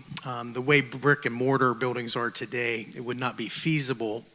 We could go to the Walmart or the Kmart on 70 Highway and put a church there, 1/3 the price than to buy or build a new building.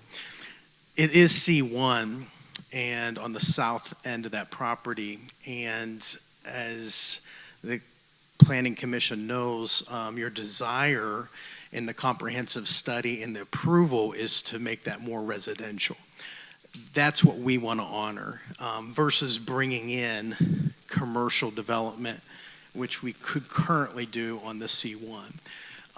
We are going to develop that, but we would prefer to develop in residential to go along with the commission's desires.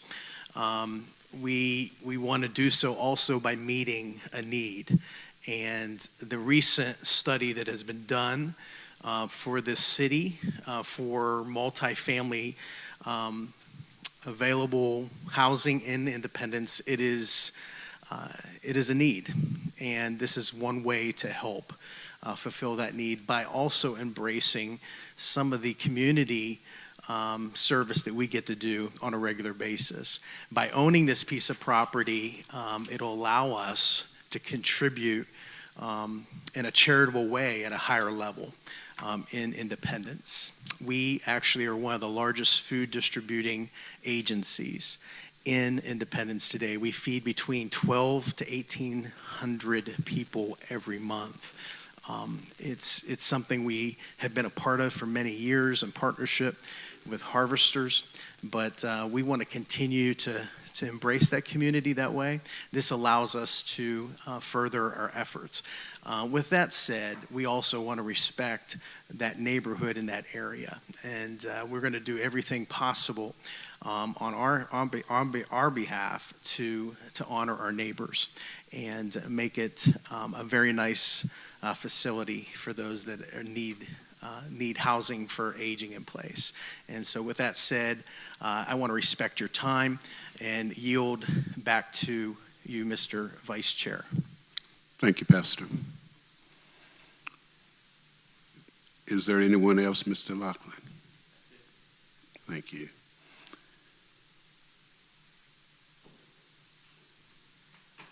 Any questions from the commissioners?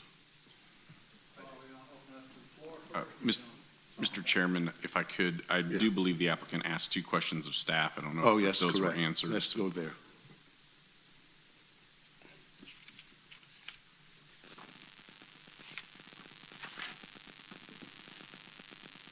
The first question I had recorded was applicant asked if, for number 1, the medium intensity landscape buffer was in addition to a fence or in lieu of. And the other question was with respect to number 3 of the conditions, whether the 5-foot wide sidewalks are actually what the city's standards are. Currently along there where there is fence, I believe it's like most of it's wrought iron. I don't think we want to put a solid wood fence next to a wrought iron fence. And if you were going to have a wood fence, you would normally have a low-intensity landscaping that would abut the wood fence. But if you're not going to have that wood fence, then the medium-intensity landscaping would create more of a thickness of trees, basically.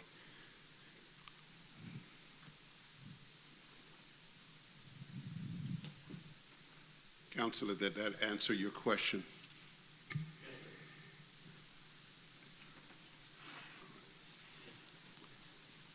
And the other one was? Sidewalks? Sidewalks, why they gotta be 5 feet wide?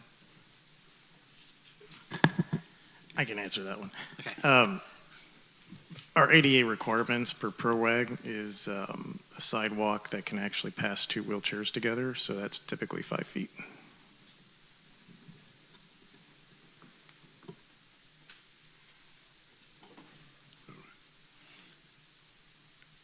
Let's have, is there anyone here who would like to speak in favor of this project?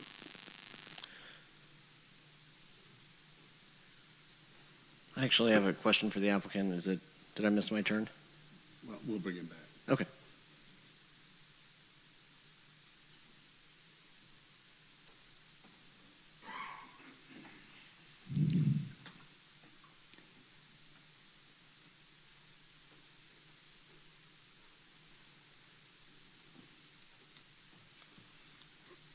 Thank you. Please state your name and address.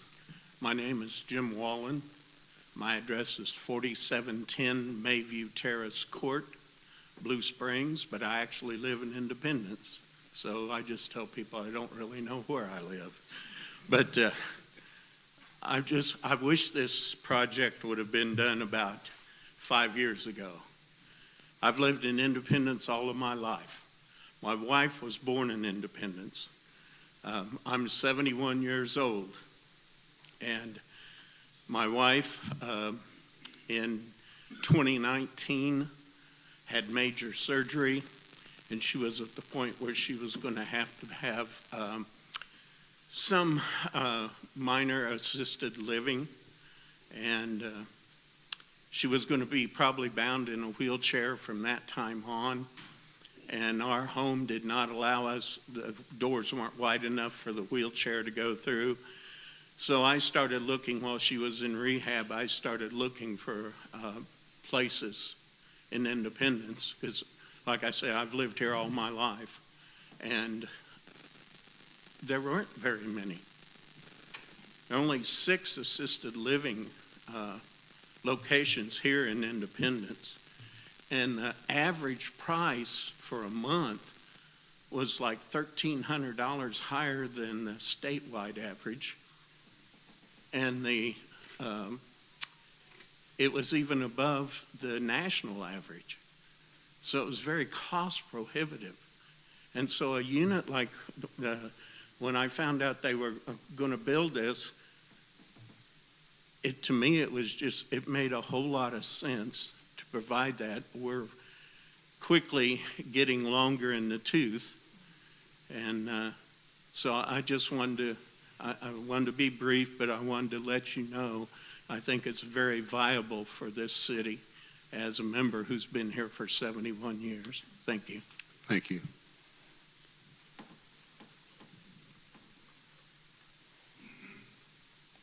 For the sake of time, I remind you, if you agree with the previous speaker, simply state, I agree with those statements, so we can hear from as many people as possible. Good evening, Council. My name is J.C. Ganote. I live at 2804 Northwest Nettle Court, Lee Summit, Missouri. And I agree with everything that's been said prior. The only other comment that I would like to make is the fact that we've owned this property. I attend the church. We've owned this property, as people have mentioned, for a number of years. We're going to do something with the property.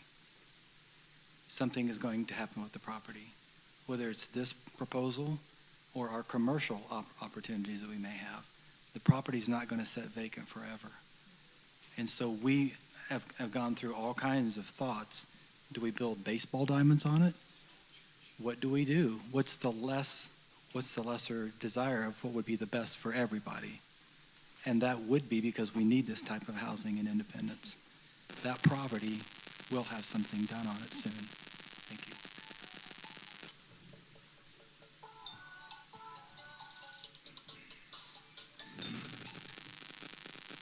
It's ridiculous. Is there anyone else who would like to speak in favor of this project?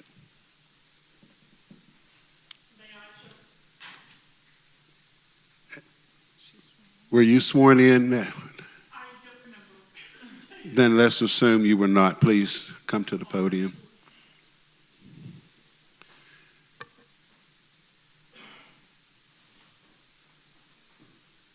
Would you like to swear me in? I will swear you in. Thank you. Do you solemnly swear that the information you give to this commission is the whole truth, nothing but the truth? I do. Thank you. Please state your name and address.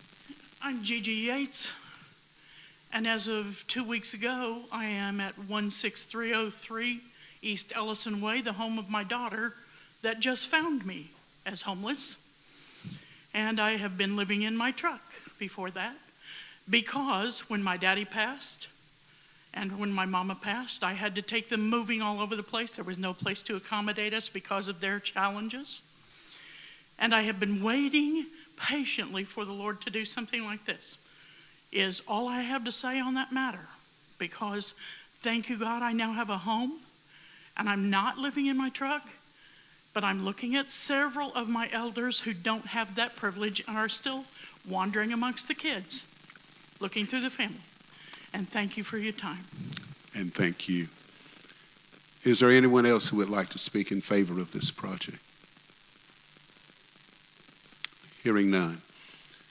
I spoke to the staff earlier today and asked had they heard from the community. They said, not much. Well, this application just happens to be adjacent to some of the most thoughtful, engaged people in this city. They're smart, but most importantly, they are kind and thoughtful people. And Mr. Lachlan, I was delighted to hear you say that you had held neighborhood meetings. And before I bring them up, I'd like for you to come back and tell us about those meetings and what was the response of your neighbors to the south and your neighbor up the street to the north, to the east side. Sure. Can I add it? Because that was going to be my question as well. And then what in your proposal was changed based on the meetings that you had? Sure. So it was a snowy day, and we set up a meeting to talk with the Drum Farms HOA. We thought we'd start there because that's the seemed like the largest stakeholder in the area. And it was snowing that day. We showed up, and I showed them the plan, and they said, you know what? I'd love for that to stay vacant forever. You know, it's a beautiful field. It's like having just a 13-acre backyard, but I know it can't stay that way. And so, you know, looking at alternatives that could happen there, I'd pick what you have proposed. That was our HOA meeting. A couple months later is April 14th at about 6 or 6:30 in the evening, so we could get greatest attendance. We set up the meeting at the Midwest Genealogy Library and explained the project. We had a couple people saying, hey man, this is gonna crush our property values. I think 2 or 3 people. And it's fine. And anytime there's change, people they want to know what this is going to be, and I don't know that they'll ever change their mind. There is a similar development. So this is something we discussed in the meeting. There's a very similar development on Adams Dairy and Moreland School Road. It's actually quite a bit more dense than this, and the property values adjacent to it have increased.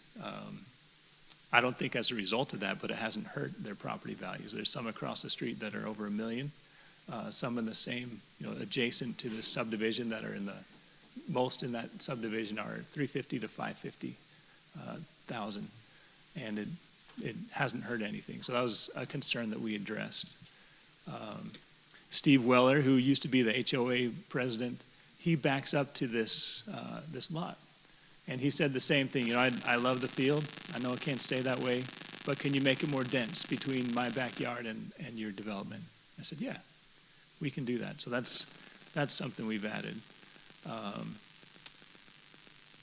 One thing that I would address that Brian Harker had said, the different styles of homes. He mentioned two styles. There will be a variation of hips and gables, so it'll have a neighborhood feel through it all. And if you look at the design, it doesn't look like I don't know, boring multifamily. It looks kind of like a larger house than just, you know, here's these homes next to each other. That's all I can think of that we. That was good. That was what I wanted. Okay. Thank you. Sure. Now, I've told the city staff about you good people in Drum Farm because I know so many of you. And I know you to be kind and good people and civil, thoughtful, but you're also neighbors. So I'm going to permit you to police yourselves in terms of the amount of time you want to take to present both remarks, comments, and whatever that you think is appropriate. So let's start. For those of you who would like to offer comment, I have questions. Let's proceed, please.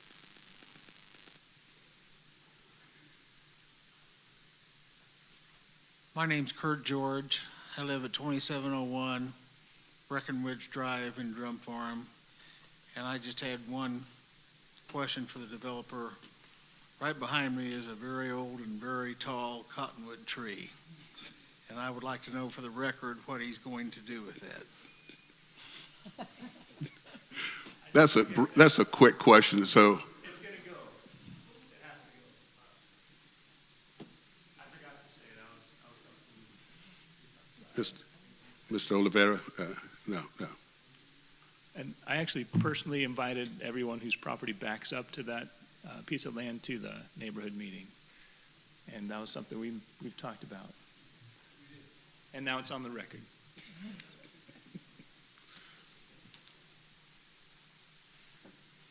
Please state your name and address. John Oliveris, 2525 South Lee Summit Road, and I own 2605 South Lee Summit Road. And I think it's a noble project for what they're doing and who they'll be helping, and who they'll be helping. But I don't think that's the area for it. We've got enough problems in that area that need to be fixed first.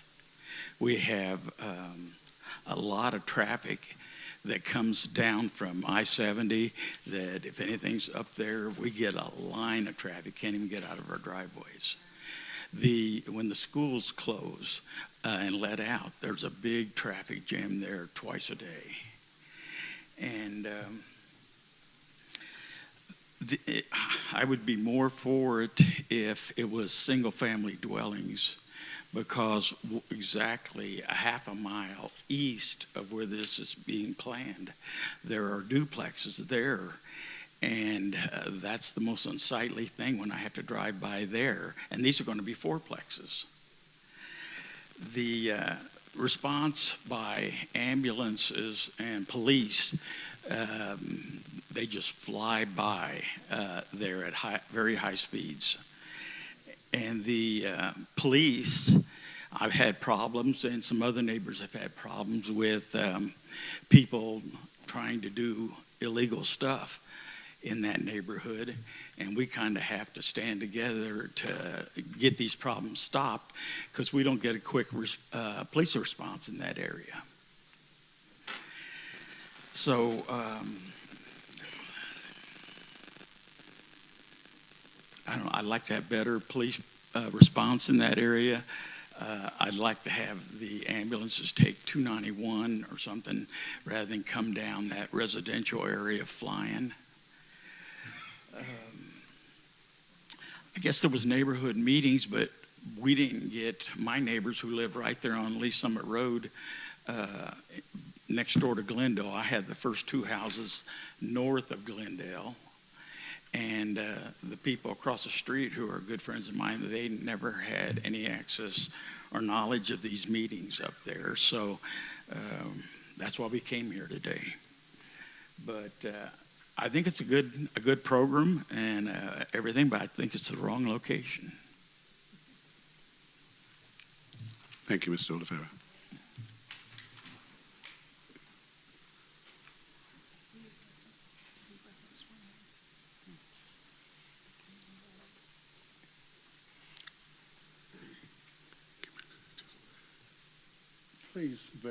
Please verify the mail out per Mr. Oliveira. If you can. Again, what was his name?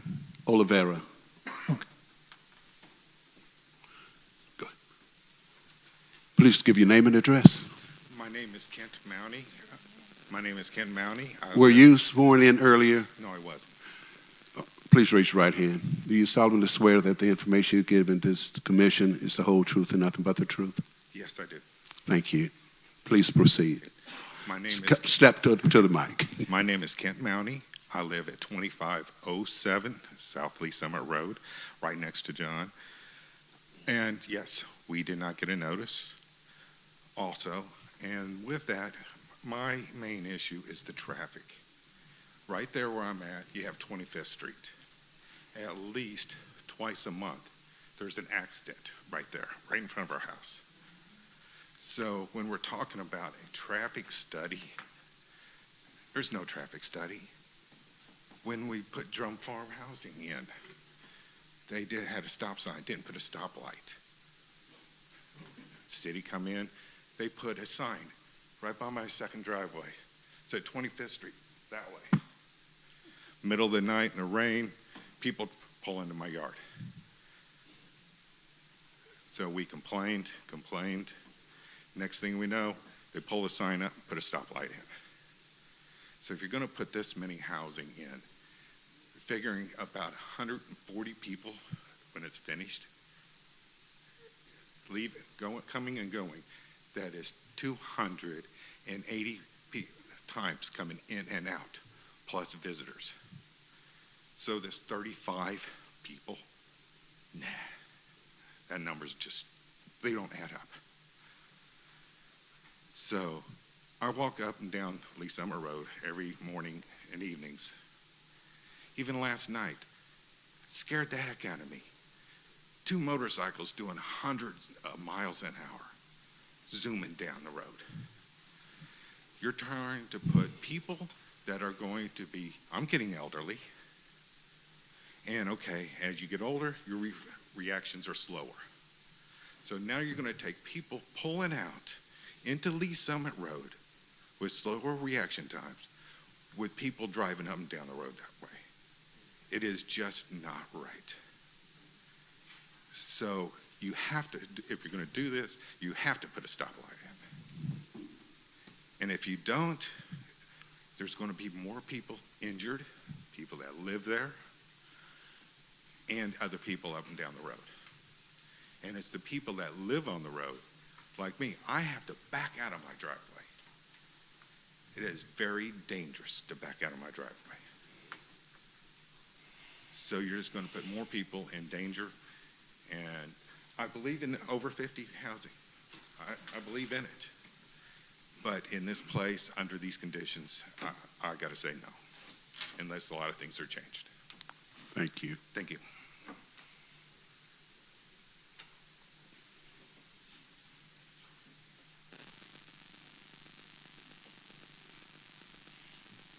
Good evening, Mr. Vice Chair. Thank you, sir. I'm George Kapke. I live at 15800 East 27th Street. I back up to the area. I attended a meeting that I thought was a neighborhood meeting on this subject, but it wasn't the same meeting he attended, because I heard a lot of issues with this process and with this project, and I didn't hear any comments about those this evening. Maybe some other people will address them, but I have some concerns. First, I oppose the rezoning. I oppose the rezoning for 3 reasons. One, it's too dense for this neighborhood. It's too dense for everything around it. Everything around it is single-family residence. You put this high-density, 10 units per acre in this area that's not what high-density zoning is for. High-density zoning is for transition, you know that. You guys are a planning commission. You know that you put high-density zoning like this next to a commercial development to be a zone or a buffer between a commercial development and a residential development. This is right in the middle of single-family residence. It's going to have a devastating effect on the property values of the adjoining properties. The city's staff's report as much as admits that and says we'll try to marginalize that or minimalize that by hiding the project. They want to hide it, but they're not going to be effective in doing that. It's too dense, it's the wrong zoning, and it's going to have devastating effect. I oppose the zoning. But I also oppose the PUD project. In the proposal, there's no setback or buffer between my area, the north side of Drum Farm, and the south side of this development. They proposed to put up a fence, a 6-foot fence. This property is not flat. I know the staff says it is, but it's not. It slopes up from the south side of this lot, the north side of our lot, up to the north side of the project.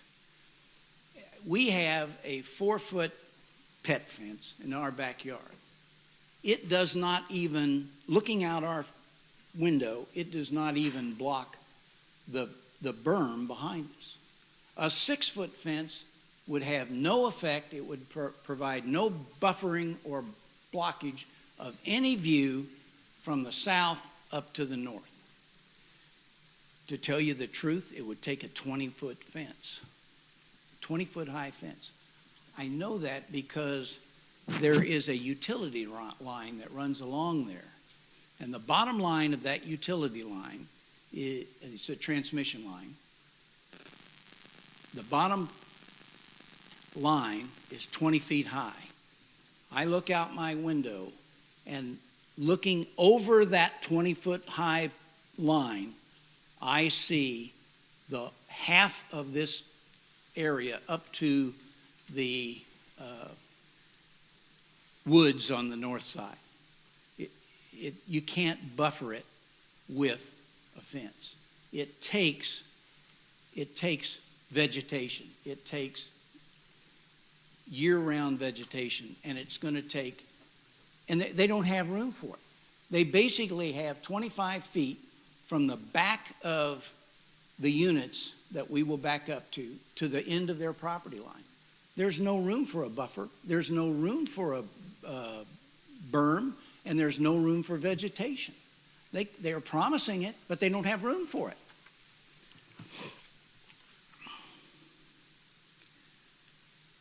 There is going to be a tremendous amount of traffic.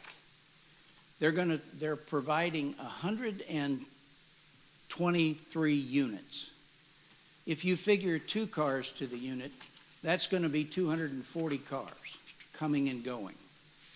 They have less than 100 garages.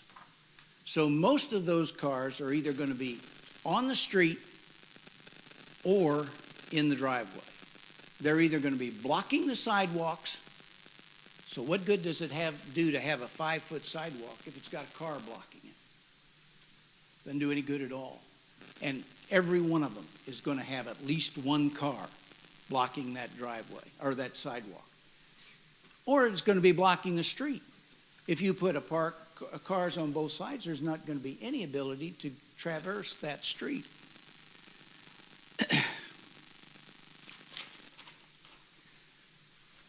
I believe there are going to be safety issues. Mr. Oliveris addressed that. I don't know where they got their traffic study that says it's going to be nominal. I think when you have 240 cars, and that's only if there are only 2 cars again.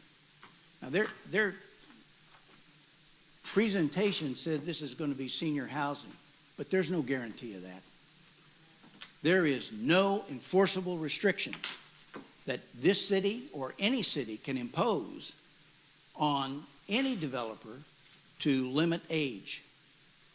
And what's going to happen is the first day there's a vacancy somewhere, they're going to rent to the next person that can make a deposit, whether they're 55 or 25 or whatever.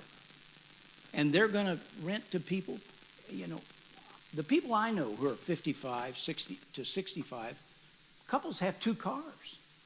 So there are going to be at least 2 cars in each unit. And many couples that age have somebody at home. And that somebody at home is old enough to drive. And there's a 3rd car. And that's going to be coming in and out on Lee Summit Road, immediately across from an elementary school, is going to be a safety issue.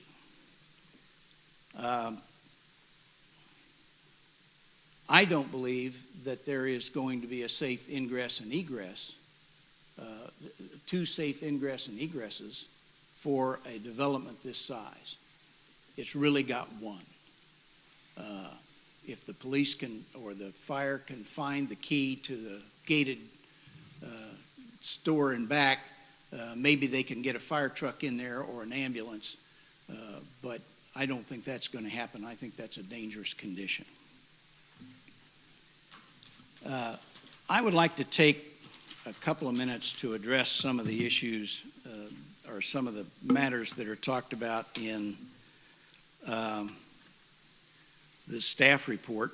The first recommendation of the staff is that they do denser landscape buffer along the south, but there's just no room for it. If you look at the measurements they've got on that plan, there's no room for denser landscaping. There's nothing that's going to, you know, the truth be known, Drum Farm is a planned unit development. And we've got short backyards. And of course the plan is that the next outfit's going to have a berm and a short backyard so that we've got a reasonable distance. These places are going to be in my backyard. I'm going to have a 4-plex in my backyard. That's if it lines up. If it doesn't line up, I'm going to have an 8-plex. I'm going to have 2 4-plexes in my backyard. And there's not going to be room for any landscape buffering.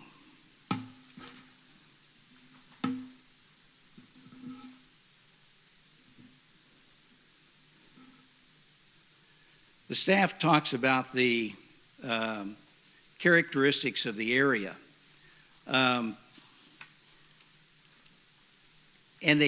they are trying to get the developer to up the, basically they say, we want it to look more like Drum Farm. That's what it ought to look like. But that's not what they're proposing. And there's no way they're going to be able to do that with this kind of development. There's no way they're going to be able to make it look like that. I'm turning now to the staff report on review criteria. In number 1, the staff reaches the conclusion that this complies with the plan simply because it's residential. They don't say it complies with the plan because it's consistent with the things around it. They say, hey, it's not a gas station, so it complies. I don't think that counts.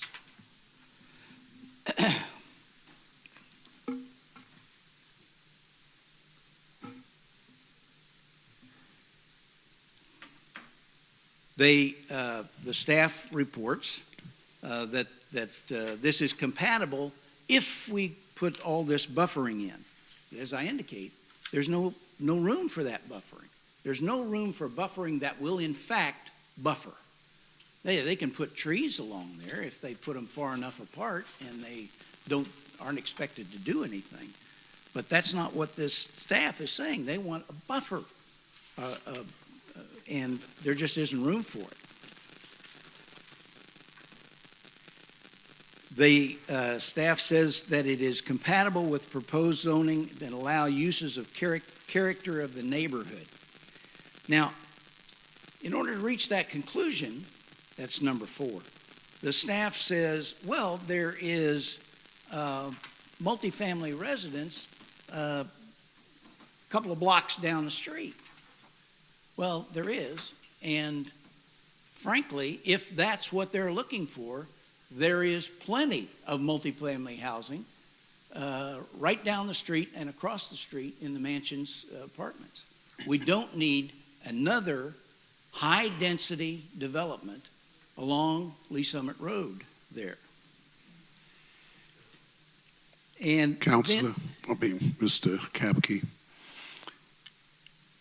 now you are making wonderful points, but permit some of your neighbors to get some of those, if you would be so kind. One more. Absolutely. All right, one more. And I was saving this for last anyway, Mr. Vice Chair. Number 7, they said that approving this zoning will not have detrimental effect to nearby property. And what the staff concludes is that if we put up enough screening and if we hide it well enough, it will mitigate the damage to the neighbors. Now, what does that mean? It cuts our property values, instead of cutting them 50%, it cuts them 66 2/3%. That may be mitigation, but that's not zoning. That's not what this is for. And I strongly encourage you to send this forward to the council with a recommendation that it be denied. Thank you. Thank you.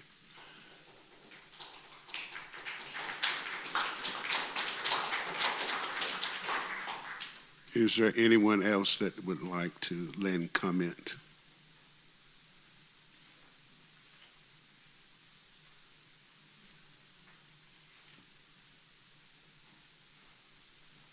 I was sworn in earlier. Thank you. Please state your name and address. James Psaros, 2713 South Woodbury Drive. I am in the Drum Farm development. I also want to object to the level of density that does not match with the surrounding area around the property. And that level of density for the traffic to restripe another lane within the curbs is not going to provide for any kind of safety for a large volume of additional traffic right across the street from a school. It is a road that already has a high amount of traffic. Also, in the back of the Drum Farm area is a creek where water drains from that property. So this is an additional runoff that we'll see that flows down through our properties, comes out down by Drum Farm Boys' home, and then goes into the rest of the creeks and waterways.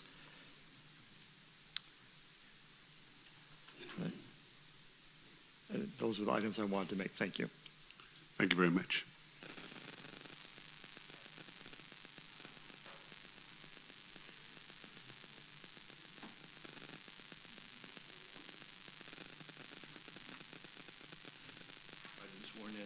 My name is Ted Sikora. I live at 2816 South Woodbury Drive in the Drum Farm Villas. Earlier, Mr. O'Loughlin came up and said he agreed with all of the recommendations of the staff report, and I've got a couple of points that I'd like to clarify. You mentioned 2-story buildings, but there are no 2 stories there, and the other half-story is simply a dormer, a non-livable area. Please direct your comments to the chair. All right, and the other thing is the development plan shows on Lee Summit Road, you're going to have a dog park and I think a community house there. Well, if you're talking about building a 4-foot berm from Lee Summit Road back west, that's going to take probably 25 feet of plus 5 more feet for a sidewalk. So you just eliminated 30 feet of his plan. You're going to probably do away with the dog park and very possibly some other things. So agreeing with all of these, I want to hear how it's going to affect the proposed plan. And I agree with much of everything that was said earlier. Thank you.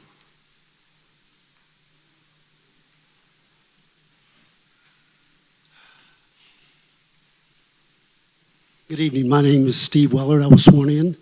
I agree with what most of these guys have been saying, but I also would like to say that my concern is they keep talking about this being senior living, and I don't know, when I was 55, I was not considered a senior, but, and then they're also talking about the care for the people. Well, if they were that concerned about the care of the people, why aren't they making them all, you know, garages where you could have, and 2 bedrooms instead of 1. So then again, I'm thinking you're not that concerned if you're making some singles, some doubles.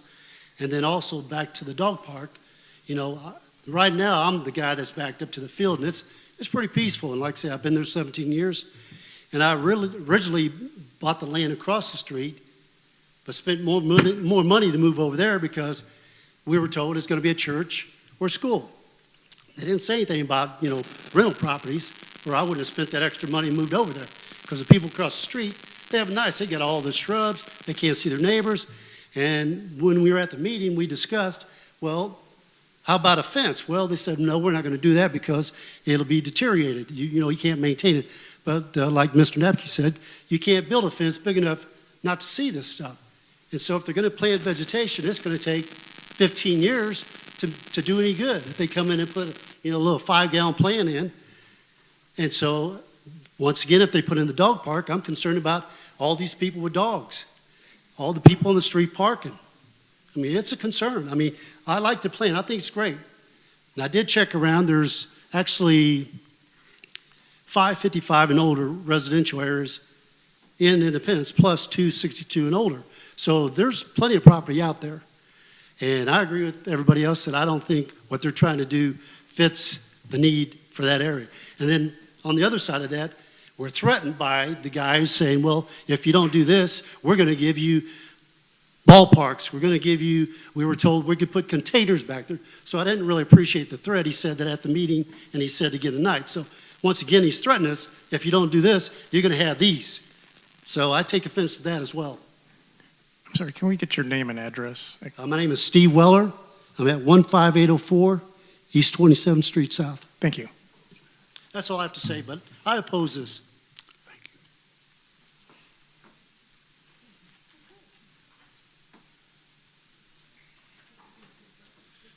Hi, my name is John Darst. I live at 2741 South Breckenridge in Independence. And I agree with all the comments that have been made so far. I'd also like to just add one other comment.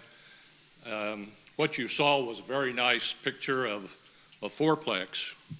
What you didn't see up there was a fourplex that didn't have driveways, that had a concrete parking lot that had approximately 30 parking spaces in it. There are 2 of those, and I feel like it was misrepresented when all was shown was just a pretty nice looking fourplex up there. I don't think, it's on the north side, and I don't think you have a good picture of it, but if you look in the plan, it was a pretty dense looking area. And that's the thing I'm opposed of, is the density of the population in that neighborhood. Thank you. Thank you. Do we have any additional comments?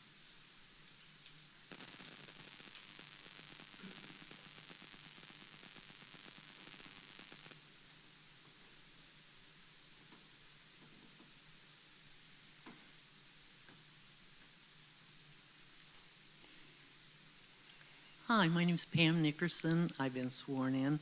I live at 2420 South Lee Summit Road, Independence. I had a couple of questions and comments. I agree with everyone else. One of my questions is, I'm assuming the Department of Education doesn't know that we're putting these 200 cars right at the entrance of their school. And having